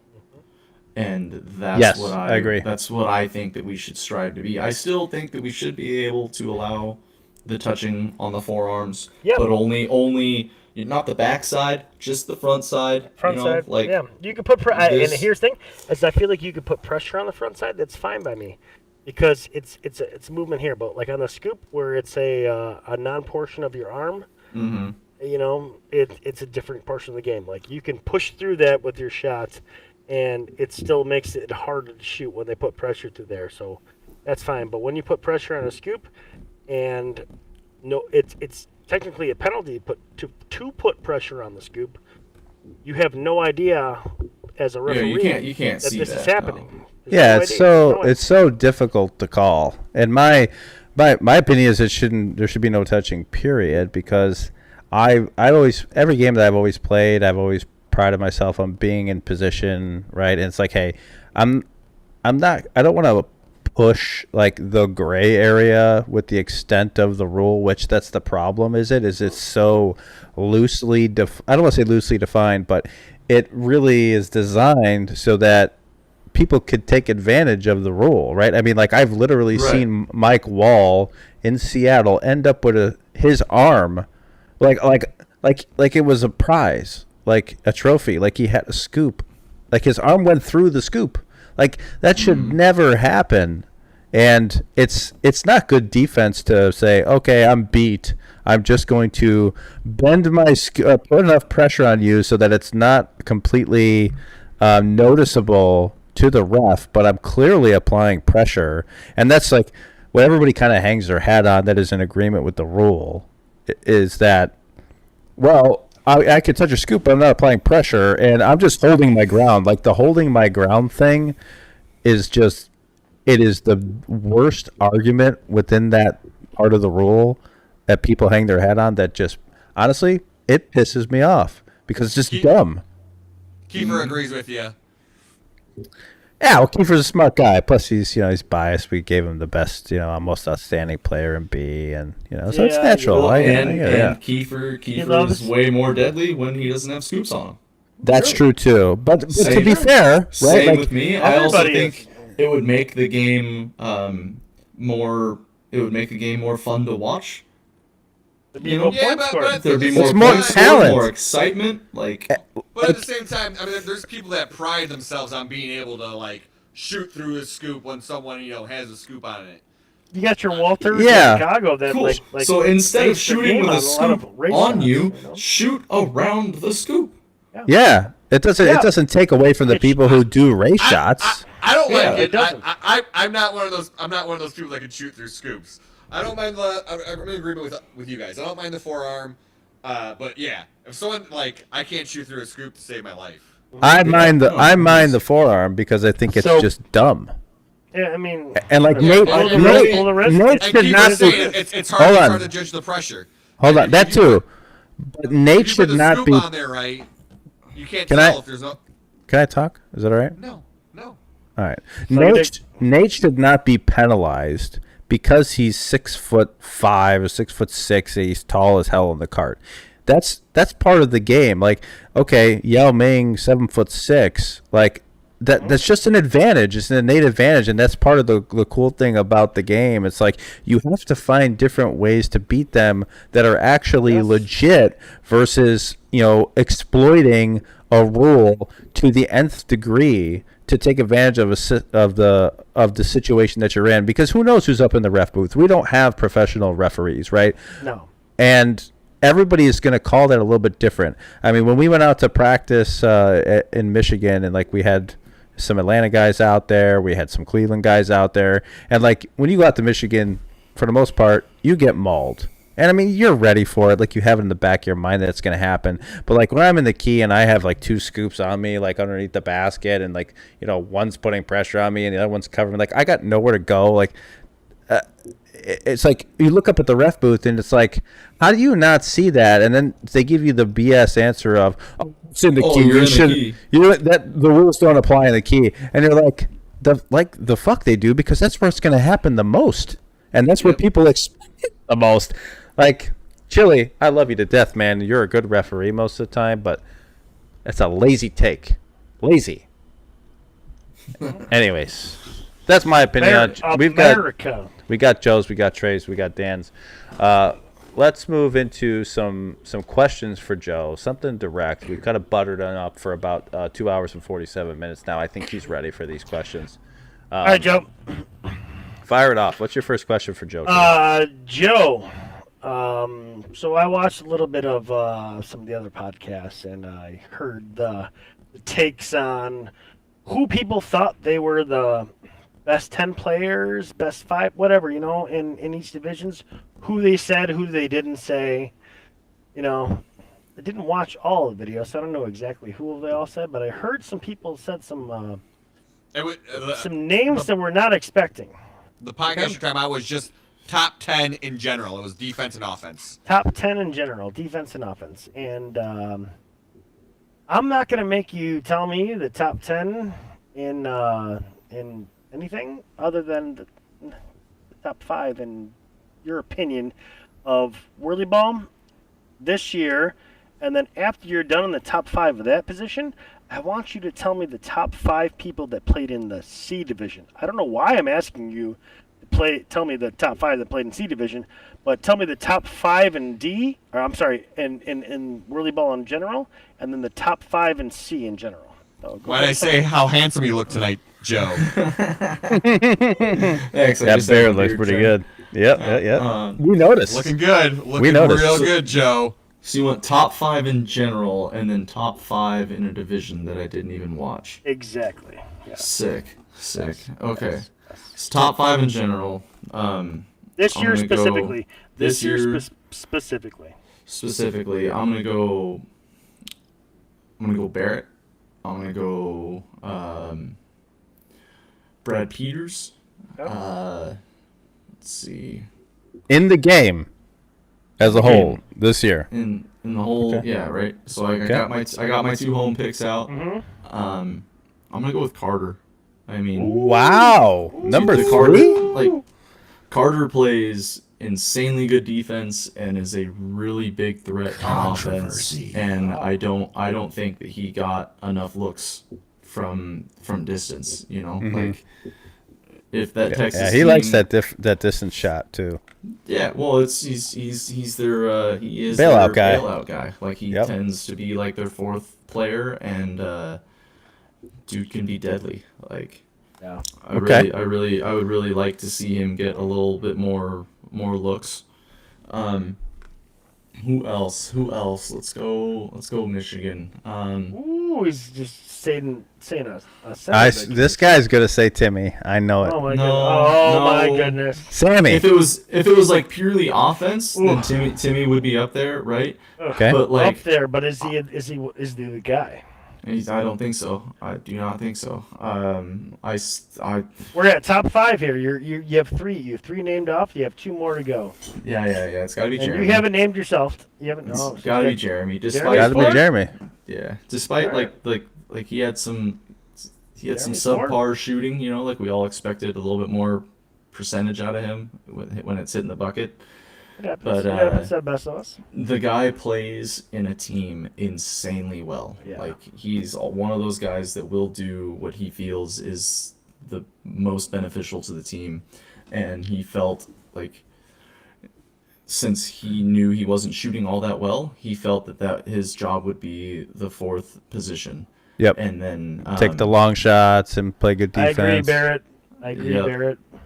Yep, and yeah, Barrett's got my 5. It's John. Who was number 2 again? Number 5 is Johnner. So was Is that where Barrett- you're It going was at? Peters. Yeah, Peters, I'm that's going right, with- that's right. I'm going with John or his 5. Yeah. So no I Bolte. agree. No Bolty. One dimensional. Okay. One dimensional. Oh, Chris, if you So heard that. We're talking Same. about full-time players. There's shots are fired. All right. Dude, I All want, right, I so want, like Barrett, if I were to Peters, pick Carter, 5, Jeremy, Johnner. if I were to pick 5 people to play with and if I wanted to bring an unlimited team from players only out of this center, those would be the 5. But Okay. you also got to remember that you just said you're not on that team. That's fine. I So still who you think kicking those- off? I still think those 5 would beat whatever team that I'm on with whoever Okay. else. All right. Cool. Well, you That's can't awesome. have 6 players. Who are you kicking off? Who's off the What, you island? want you want me to be on that? Yeah. And who would I kick off? Jeremy. Okay. Because I feel like me and Because him you play like him the pretty most. similar. He put Jeremy at number 4, and then he kicked him off. Hey, Well, it's- but Jeremy does what's best for the team, so he'll understand why he Yeah, picked himself hey, over you Jeremy. know what? I No, get- I I just get it. I no, get it, like when Joe. it comes I when get it comes to whatever role that Similar we play. play styles. I get what you're saying, Right. Joe. Similar play styles. What his 2 role positive magnets. is different No. than what Johnner's role is. I Mhm. understand what you're saying 100%. Checks in the chat, by the way. If you have questions for Joe, feel free to fire them off. We'll pick some of the best ones. Dan, what do you got for Joe? Have you seen the new Trackball 2 scoops? They're funky- ass. Well, at some point we're running out of scoops here. The ones that are on eBay are stupidly priced. They're not coming up as often. Supply Trackballs- chain problems. Trackball stopped making the new design with the crappier plastic, so the Trackball 2 is all we got. Are you gonna think about making the switch at some point? No, we got some words and some underground markets going on where we might be creating molds of the old scoops so we can reproduce them. Oh, I want to hear some more news about this. No, I just briefly. I gotta be honest. I just briefly heard from Sean Atchison that Tom is interested in trying to recreate the older scoops with 1978 patent pending, perhaps. If he wants someone with some scoop knowledge, you know what Oh to send. God, It's not this guy here. Don't send him there. Love him to death. I'm just kidding, Dan. From what I heard is they're trying to get a good scoop to make molds out of. They're gonna make a mold and then they're gonna start working with like polyurethane blends or plastic blends. As far as I know, I think Sam told me the patent is up on the old scoops, and he was saying that they're floating around somewhere, like the molds. Because I mean that's the expensive thing. Well, no, we're gonna make Tom wants to make his own molds. We're not buying someone else's. I'm cool with that. That's gonna be like $10,000 just to get a mold made. That's fine. That's their Yeah, choice. like his, I guess, like from a business perspective, like where's the ROI on that? Like it's such a, a silo, like people who are gonna buy. Yeah, but like every party breaks 3 or 4 scoops. True. Every whirlyball scoops that are at Multiply every that. party at every center are just absolutely shit. They're That's all true. trash. They're like so really then, like yeah, so it's either They're you horrible. pay to get new scoops after every group, times 3 or 4 new scoops after every group, or you pay one of your employees an hourly rate to try and fix them, and then eventually you still have to buy new scoops because some of them break beyond repair. Yeah. Hey, I know a guy that could fix them. By the way, just saying. They have one of my boards. You're right. Yeah. I made a board for Sean 2-3 years ago. Jay has one. Jay has one as well now. Yeah, that was the one he got it from Sean. Oh, okay. All right, next question, Dan. Do you want to take it or do you want me to go? You can go because mine's another scoop related question. Okay. All right, Trying to be on brand. Joe. So, I love you, buddy. You're the dude. I mean, you've for starters, the first time I met you, like you were probably the most accessible, like A or an unlimited player. And one of the things you said really resonated with me. It said the reason why you love whirlyball is because a quarter turn in the wrong direction and you're beat. Now, for us competitive players at the higher levels, I can say that now because I'm technically an A player. We understand what that means, but for someone who hasn't played whirlyball or for the lower levels, can you break that down and maybe share when that Tiffany epiphany happened? Ooh, I like that. The Tiffany epiphany. Fuck off. So like the whole theory behind that is like you can do everything, like you as a sole person can do everything right, but someone else coming down the court determines however else you're going to change your defense to react to it. And if you don't react in the correct way, then they possibly have a layup or a super easy screenshot. And it's just that ever revolving. I mean, like the game changes every 3 seconds. Every 3 seconds, you got to do something different. You got to think about what you're doing, and even if it doesn't change, you still have to reevaluate every 3 seconds and be like, okay, am I still going in the right direction? And it's all just looking ahead and seeing everything that's happening in front of you. Mm-hmm. No, I totally agree with it. And like, everybody talks about seeing the game in advance, right? And that's when you get to that level, right, everybody has that knowledge, right, of being able to see the game 4, 5, 6 seconds in advance, and it's completely different, right? Like from D to C to B, right? There's a different level of understanding of the nuances of the game. Like we talk about nuances all the time here because now we're starting to actually understand the core and build the foundation of how to play the game. And to Sully's point, right, like we've developed a Chicago style, and 2 L's and up. there it is, 2 welds and up. And even though like it's obviously wrong, it's a hot take. Like we don't just shoot 2 welds and in, but we take advantage. We put pressure on people, and like that's all. The game is like there's the game within the game, right? And that little element of like because it's on offense too, right? Like if the defense makes the wrong turn, right? Yeah. Like you have different options available, and it's literally it is a quarter of a turn in the wrong direction, and it completely changes the game. And that's one of the most beautiful things about the sport that we play. You know, that I don't think a lot of people who are at the lower levels or even people that have never played before understand that at all.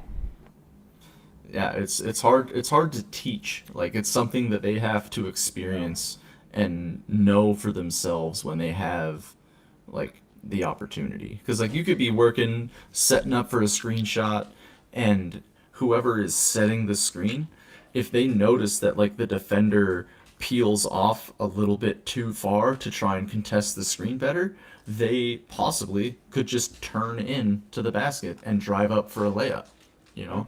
Like it's just little itty bitty turns like that happen so quick that I think make this game so like dynamic, so different. And, You're right. I mean, like For it's sure. similar to like basketball. Someone hits a step back, or like they take a step back and you bite on it, and now all of a sudden they're driving in. Yeah. You know, It's not the same bite back, but it's not like you give no look passes and anything like that.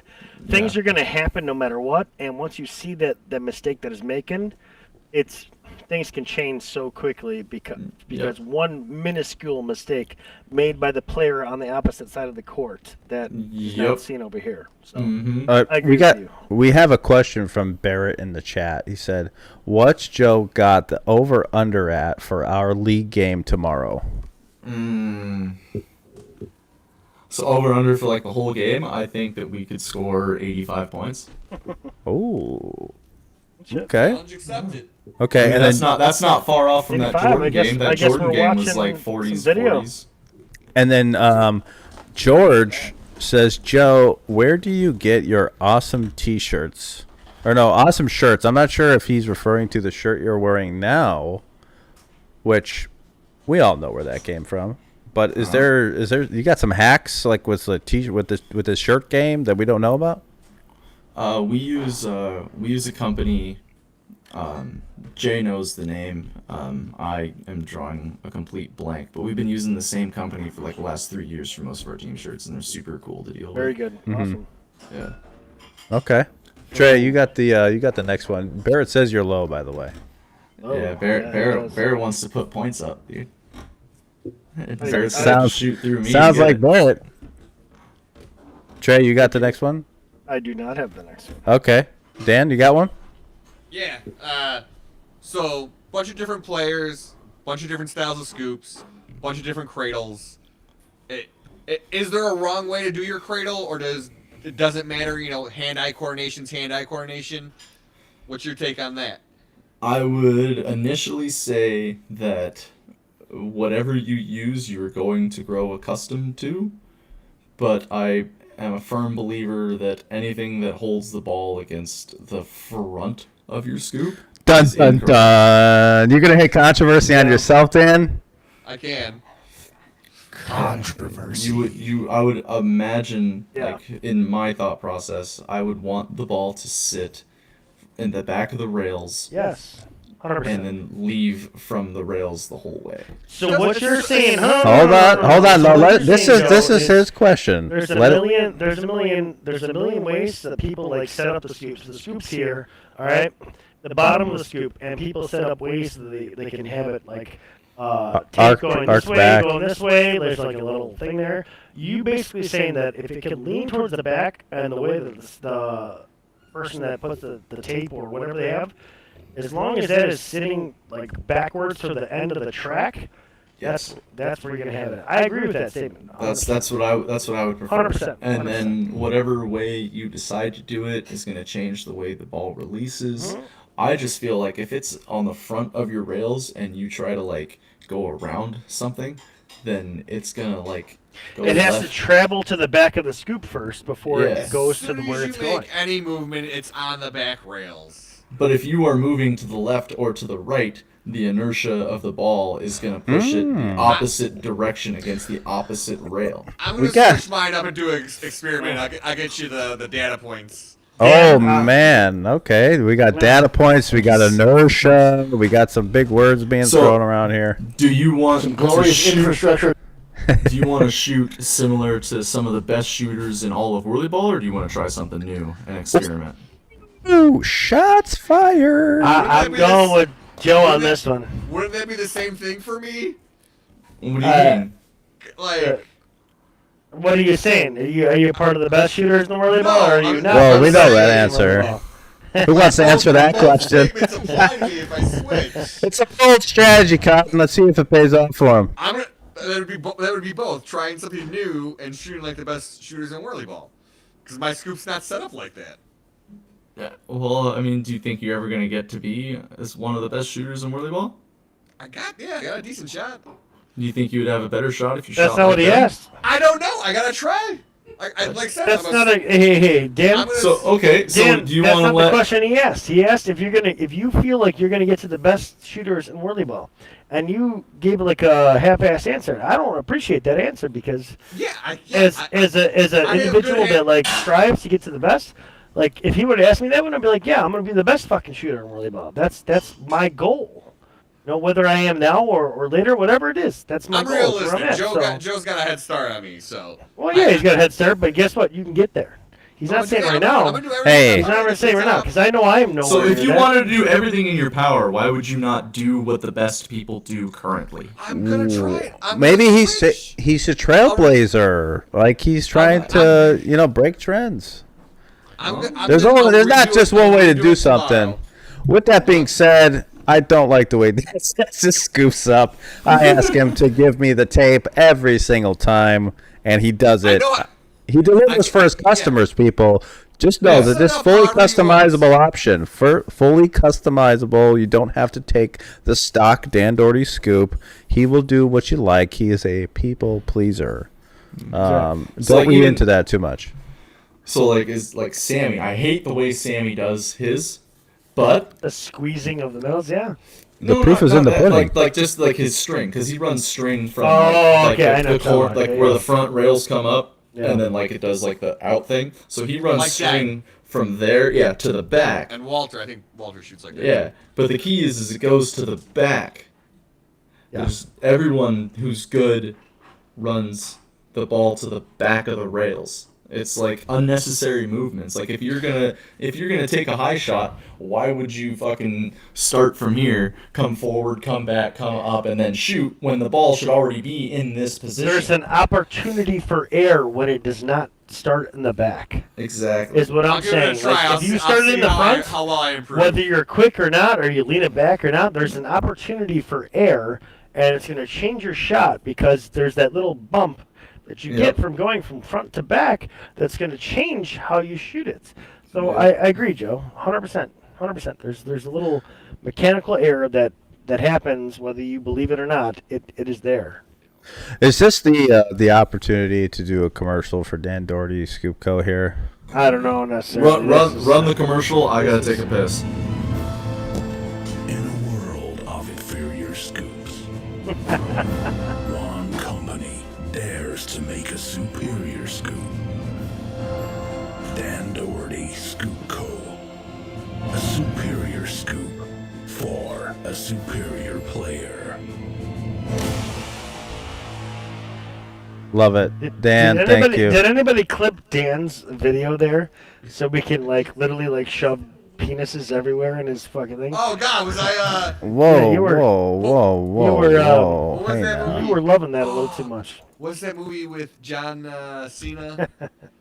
John Cena. What does he call There's it? a lot of- Sky there's a lot of Dickin'? movies. Or Air Dickin'? Air Dickin'. He called it Air Dickin'. Yeah. Yep. Yeah. Well, you That's did just it. The kind You of did it. We gotcha. content you get over here. Yeah. Yeah. Well, that was a good question, and I was really I wasn't surprised by the answer, but I think you might have actually came out with something here that you learned from. Well, Yeah. see, I don't think it makes a think so. difference. I think as soon as you start moving, that ball's on the back rails. It's the top of the scoop that matters. It's hand-eye coordination. But for science, I will switch to the Seattle tape. It's hand-eye coordination, but you have to have a base to start where your target is at. If you have a base, and this is in everything that you do in life, whether you're a pitcher in baseball or this and that and whatever, if there's the same thing going on every single time, you can consistently make your shot. If you have, but if you have a difference of literally like 1 nanosecond of the ball hit going from the front to the back, that changes your shot every time. So it might be consistent, but it's not going to be as consistent as it could be. Is what I think everybody's argument is. Yeah. I agree. All right. So just I just want to make sure nobody else has questions for Joe, because I got a couple more and I could just rapid fire them. Yeah, go ahead, rapid. All right. Yeah. So all right.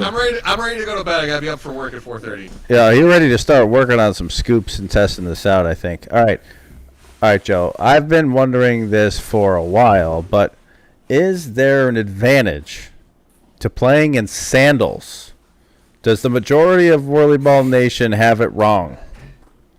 I don't know. James plays in sandals, and James plays in slides with socks. With socks. You got no socks. It's not slides. It's very clearly sandals. Like, I feel like we need some like commentary on like, is it the sandals? Like, is it the shoes type thing? Are you lighter? Do you move faster?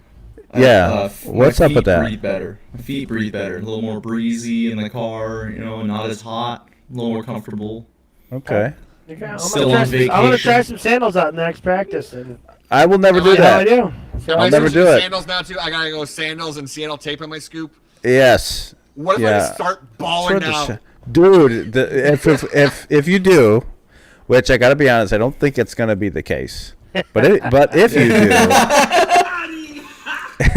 if you do, then we might have something. We might be cooking.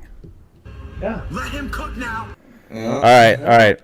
Here's an interesting one. So there was a certain podcast that I referenced earlier in the show regarding the Kelsey brothers bringing up whirlyball in a previous stream that they did, and I thought to myself, professional athletes, right? Like, this game is very unique. How soon do you think an actual professional sports team, like some of the best athletes in the world, having never played whirlyball, if they just came out to nationals and they never practiced, how soon do you think they could win C, B, A, or do you think they could even win a division? Okay, so like if a basketball team comes in. Oh, well, I'm gonna use the Kelsey brothers as the example. So, like, let's say Travis Kelsey, Jason Kelsey, Patrick Mahomes, insert take the queen, take Isaiah Pacheco, and three. So I think they do really good in D. because he was on the Eagles with Jason Kelsey. Do you think they could win C? So I would think their first year win C. No. Okay. I think they come in, they do really good in D. Yeah. Right. They get top 3. Right. They're all competitive. Top 3 people. in D? Yeah. You're saying they're not going to win D? I don't think they win their first year. Whoa. I still don't think they win. Travis Kelsey is 6'5" and Jason Kelsey is 6'3". Right. Wow. Professional athletes. But we're also okay. Let's get the concept. They've never played most before. Of that team holds on to people the entire time. They're not the quarterbacks. They don't throw a ball. Sure, they're athletic and they are athletes or whatever, but all of our D players have been playing for a year. You're saying these guys just show up to a tournament and you expect them to know how to drive? You expect them to know how to Let's say they practice for a year. Let's say they No, that's not. But that's not the question. With coaching. Okay. But that's not the question. The question is the question is unpracticed. If they only played once a year at nationals, what would be like? Could they win D like in the first year? How long would it take them to win that? Or like, could they get to a point where they could win A? Like, is there a combination of professional athletes that could come out and compete in A, or obviously not limited because we don't allow just general A teams to play in Unlimited. Yeah. Yeah. So if it's footballers, right, and it's the Kelsey brothers, people who don't actively like throw, they're not getting paid to practice to go throw something. They're for still athletic. fucking- They're still athletic. Right. I'm athletic, but I couldn't make it in football. No. True. I made it in football, basketball, baseball, whatever. Yeah. Right. Athletic But, like- is whatever. Keep going. I'm thinking with no practice, their first year they get top 3 in D, right? Then maybe they play. 3 teams. Huh? 3 teams in D that year. Yeah, 3. Yeah. then I'm thinking maybe they play 3 or 4 times the next year, and then they move into C. They get top 3 in C just out of sheer height, right? They get a little bit of the driving in. They still lose to layups because they can't drive as well. They're not getting scored over because they're all fucking monsters, right? No one's shooting over them in D or C, right? They're just letting in layups because they can't drive. Their third year, I think they have a really good shot at winning C. Playing 3 or 4 times a year after their first D. I think Matt's muted. He's saying Playing something 3 or I 4 can't hear. times a year, I would agree. Joe, if they had practice, I think they're rolling D. I think they're rolling C. And I think when they start coming into trouble, it's in the B division when everybody starts understanding the game and it becomes like a different portion of the game. I still think they would get top 3 in B. They probably easily. would. Yeah. I probably agree with you there too. Yep. Yeah, just because they're all high, they all have top level athletic skills. They're all competitive. They understand the game. Can you guys hear Matt, or am I the only one? I don't hear Matt at all. I don't hear Matt He's at all. pantomiming. But yeah, that's my thought process. I think after the third year, they could easily win C, or easily at least have a shot. Yeah. And then they would be a force in B, but Yeah. third place is honestly where they probably end up. They definitely wouldn't be last. But Yeah. there's still some people in B that are really There's good. a lot of guys in B that people bring down because they don't have them. There's don't some have- people on the higher levels. And then give them 2, maybe 3 in B. When they finally get to A, that team specifically, like how long till they win A? Would you give a team like that, like a team that like finally figures it out, all hardcore athletes, professional athletes that like this is their job and what they're doing? How long till they win A, would you think? Would you give them 7? 7 years? Okay. Yeah. Yep. Yeah. And that's I feel like that's just It based also off depends on like based off who of they're like practicing. what you're seeing though too, Yeah, right. I also think that the moment whirlyball becomes a like a paid sport, we're all out of the picture. Because that's when the entire team will be 6'5", and they will all be. Everybody's getting taller and taller. Yeah, right. But I think like once you can make money playing whirlyball, then out of nowhere we're gonna get like all these 6'5", 6'6" guys that play darts, or play pool, or all these guys that are stupid Do good you at think other we're gonna hand-eye get stuff. paid in whirlyball? Not in our time, no. No, not in our time. I would agree with that. If they practice full time, I would give them 5 years to win A, is what Barrett says. 5 years. That's yeah. I mean, I did it. You know what?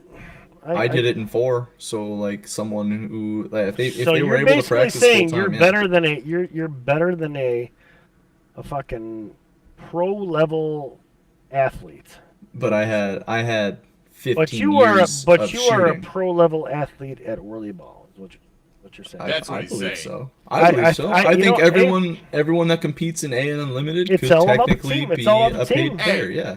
Joe, remember when you came out for the invite? We went down to Chicago and played like that 30-minute game. Prior to that, you were going up to people at that private party, like, "Hey, pay." You're good, Matt. Matt. You, Matty. Hey, pay me to be on your team, and you were telling them like, "I'm the best volleyball player in the nation." I So don't say that. He was trying to make a buck playing. Like I Yeah. can see someone at like a company event be like, okay, here's $10 to go play for me. I do that, yeah. So like I actually did that. A company that I used to work for, and a couple of my really good. Yeah, Barrett is correct. And when I won A, I won with other players that had won A. That's I got I wouldn't say I got carried. Well, but I mean, yeah, scored the second most amount of points on the team, got carried. definitely. Yeah. Definitely.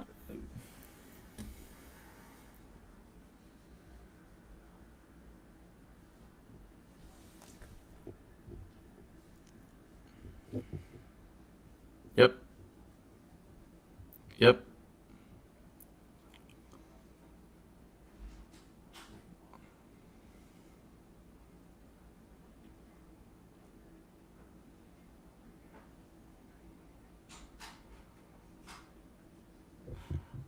So that year I couldn't go. Like that was my second kid had just been conceived and wasn't really working all that much that year. Just didn't have the money to go and was just mad, like just upset, sad the whole time. And then out of nowhere, I get a call from Frank, and they go, "Hey, we can all pitch in, and we can buy your flights. Can you pay your entry fee?" And Snowy was real nice to me. He only charged me half because I didn't get to play any of the seeding games, so I only paid 80 something to enter the tournament. Didn't have to pay for my flight, so that was like the only thing. And it was Nan had a family emergency, so they lost Nan. They needed someone to come in. Mike Wall and Ben Hanna were already on that team, so it was basically a Seattle team with Frank and Eddie. Yeah. No, the napkin year was. What do you mean by napkin year? Explain that to me. I have no idea what you're talking about. Cleveland. I don't remember what year it was. Someone in the chat. Yeah, something like that.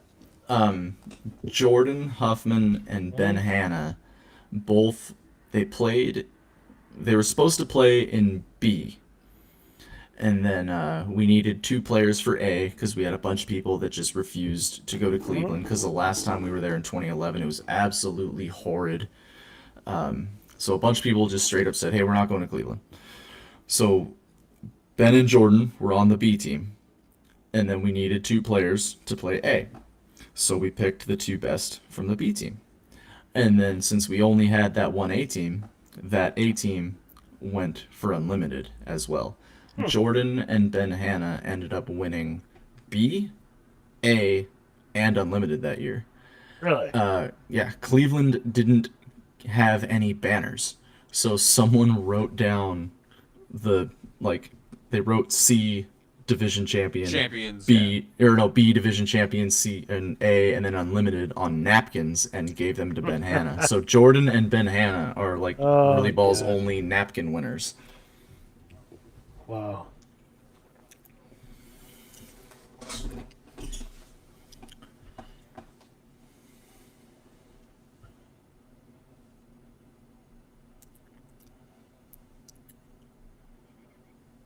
Yes, but I had played against Nan in years prior.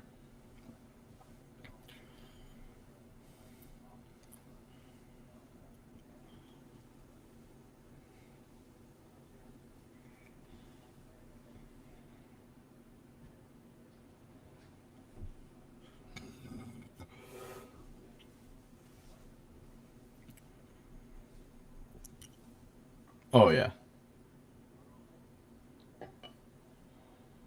Yeah, I had to tell Eddie that he could not pass me the ball because I could not catch something that fast. Like it was stupid. Like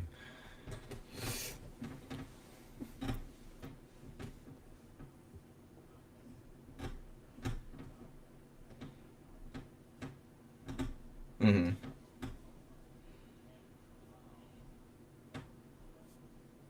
Yep.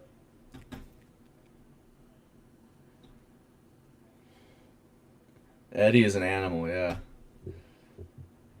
Yep. Yeah.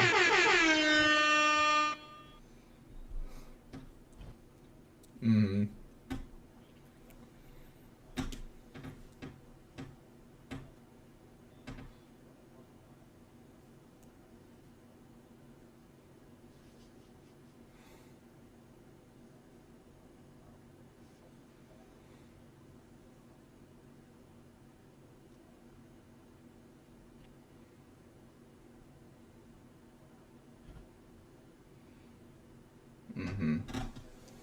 Matt, we don't hear you, is what they're saying.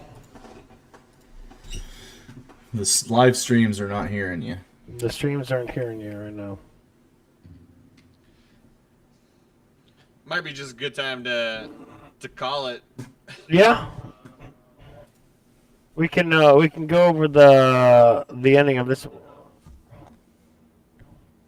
All right, so Joe, we have one more segment before we close out everything, and it's a segment that I feel like everybody needs to hear, whether they believe they are part of this or not, and it's a mental health portion of the stream, and I have a lot to say about this, because everybody has their own personalities and their own portions of life that they deal and don't deal with, and whether or not they agree with what's going on in their life, people have problems. All right.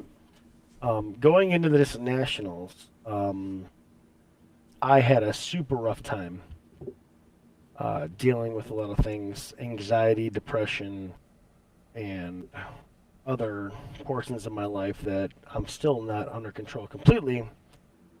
But my question to you is how do you deal with those things? Have you dealt with these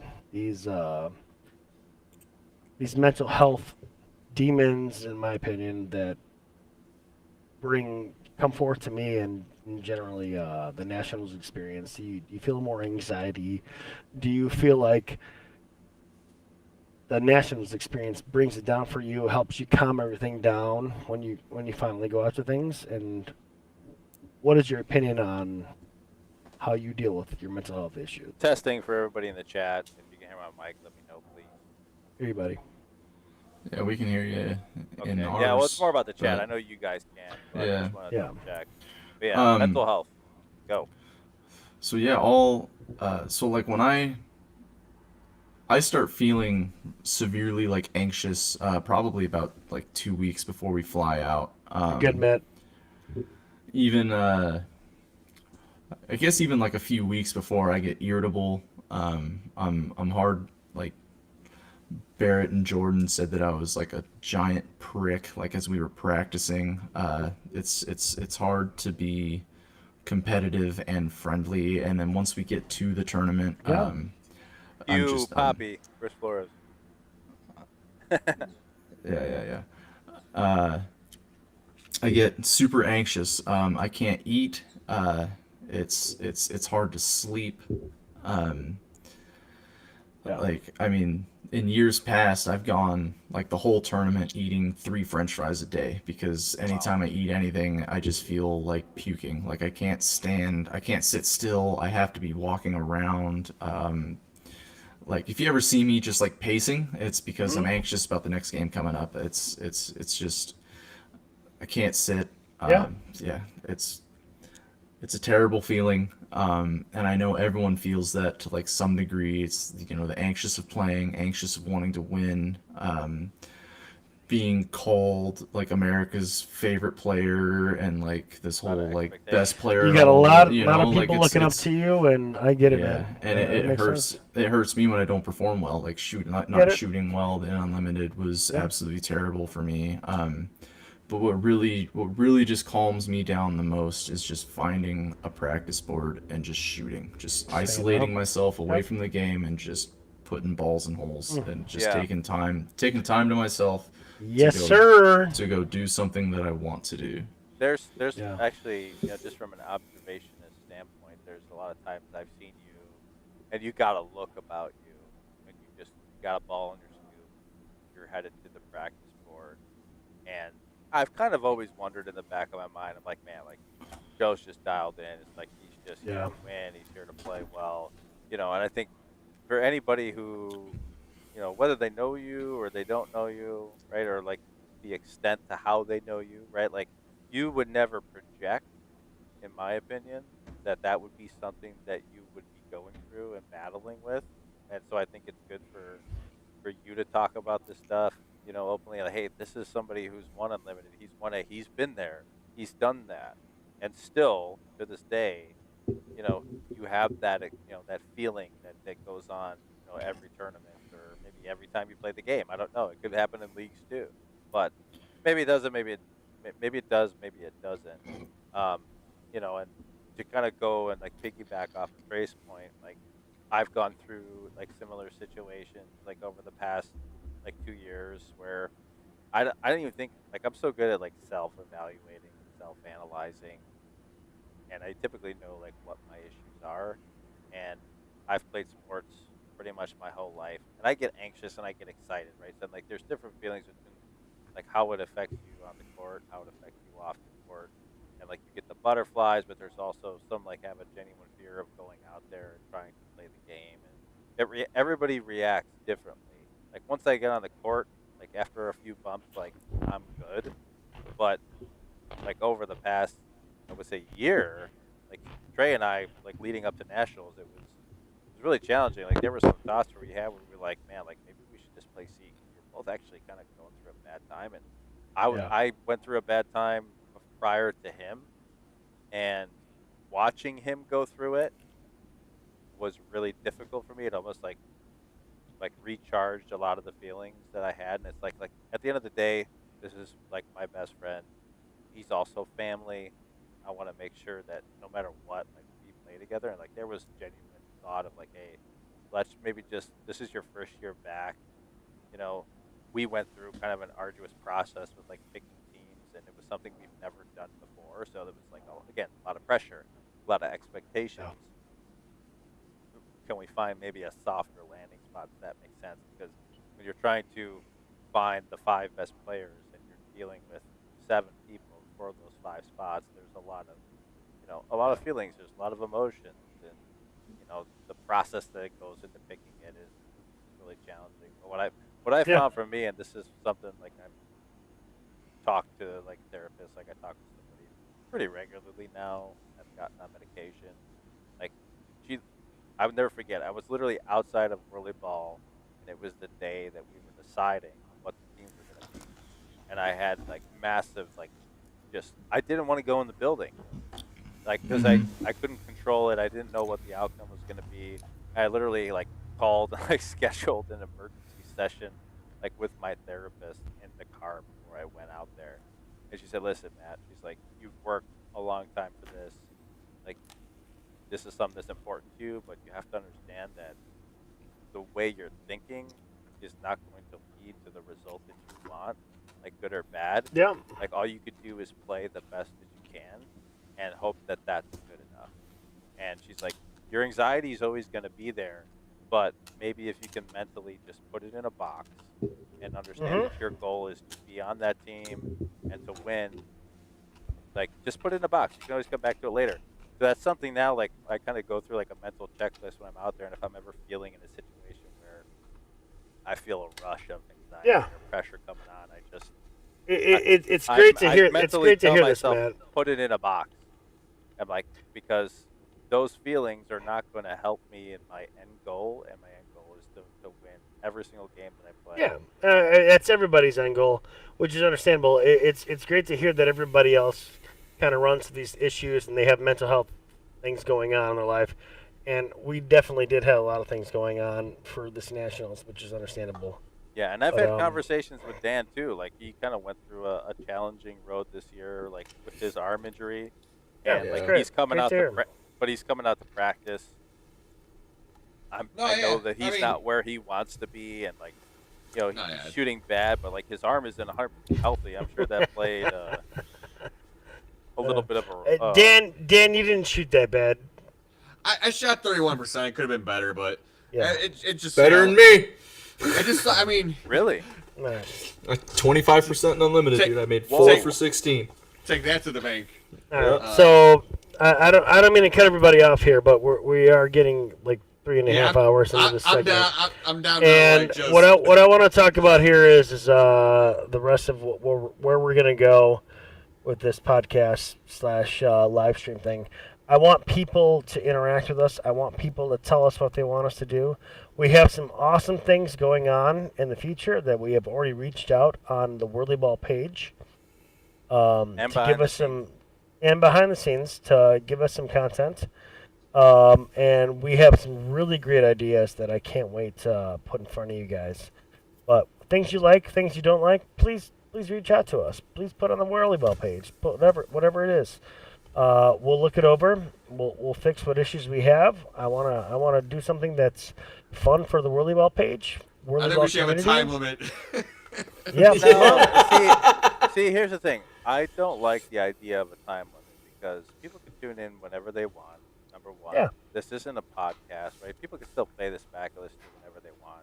The No, important yeah. thing is the content and the conversation, and as long as like our guest is cool with the time, I'm we're excited cool. that we get to listen to and look at the Well, people chiming in. That's Let's get fun. more East Coast people so it's not almost 12:35 and Hey, still on Dan. here. Yeah, sorry guys. To quote my friend there in the middle box, there's 3 letters that are really important right now, and they're A. But Right there, yeah, baby.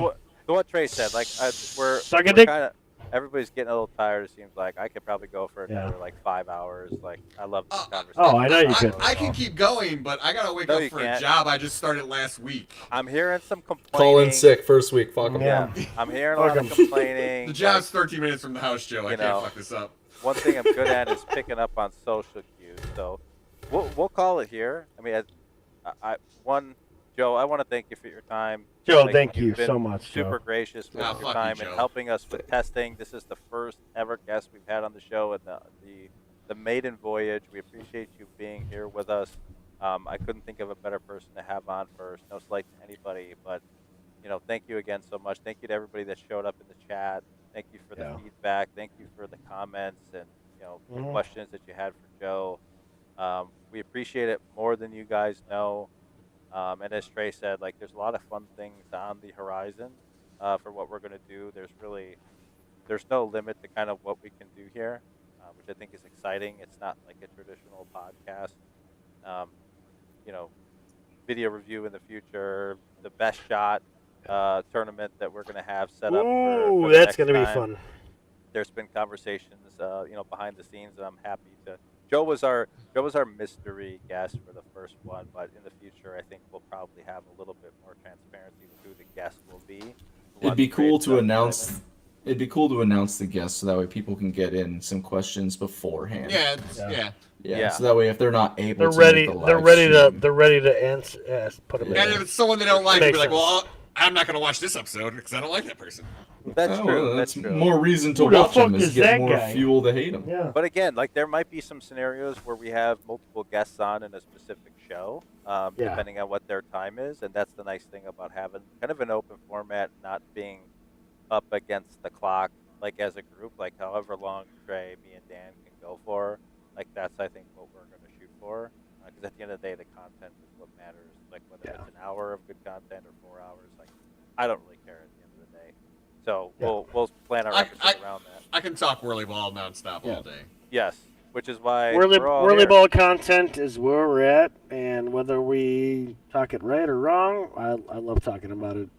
Yep. That's So- all it is. So with Some that, glorious infrastructure. glorious infrastructure. God, man, Noah is the king of soundbites. Can't Swear wait to God. talk to those guys. Anyways, this is what in the world.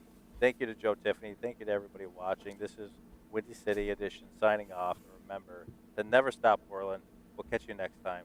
Peace. Peace.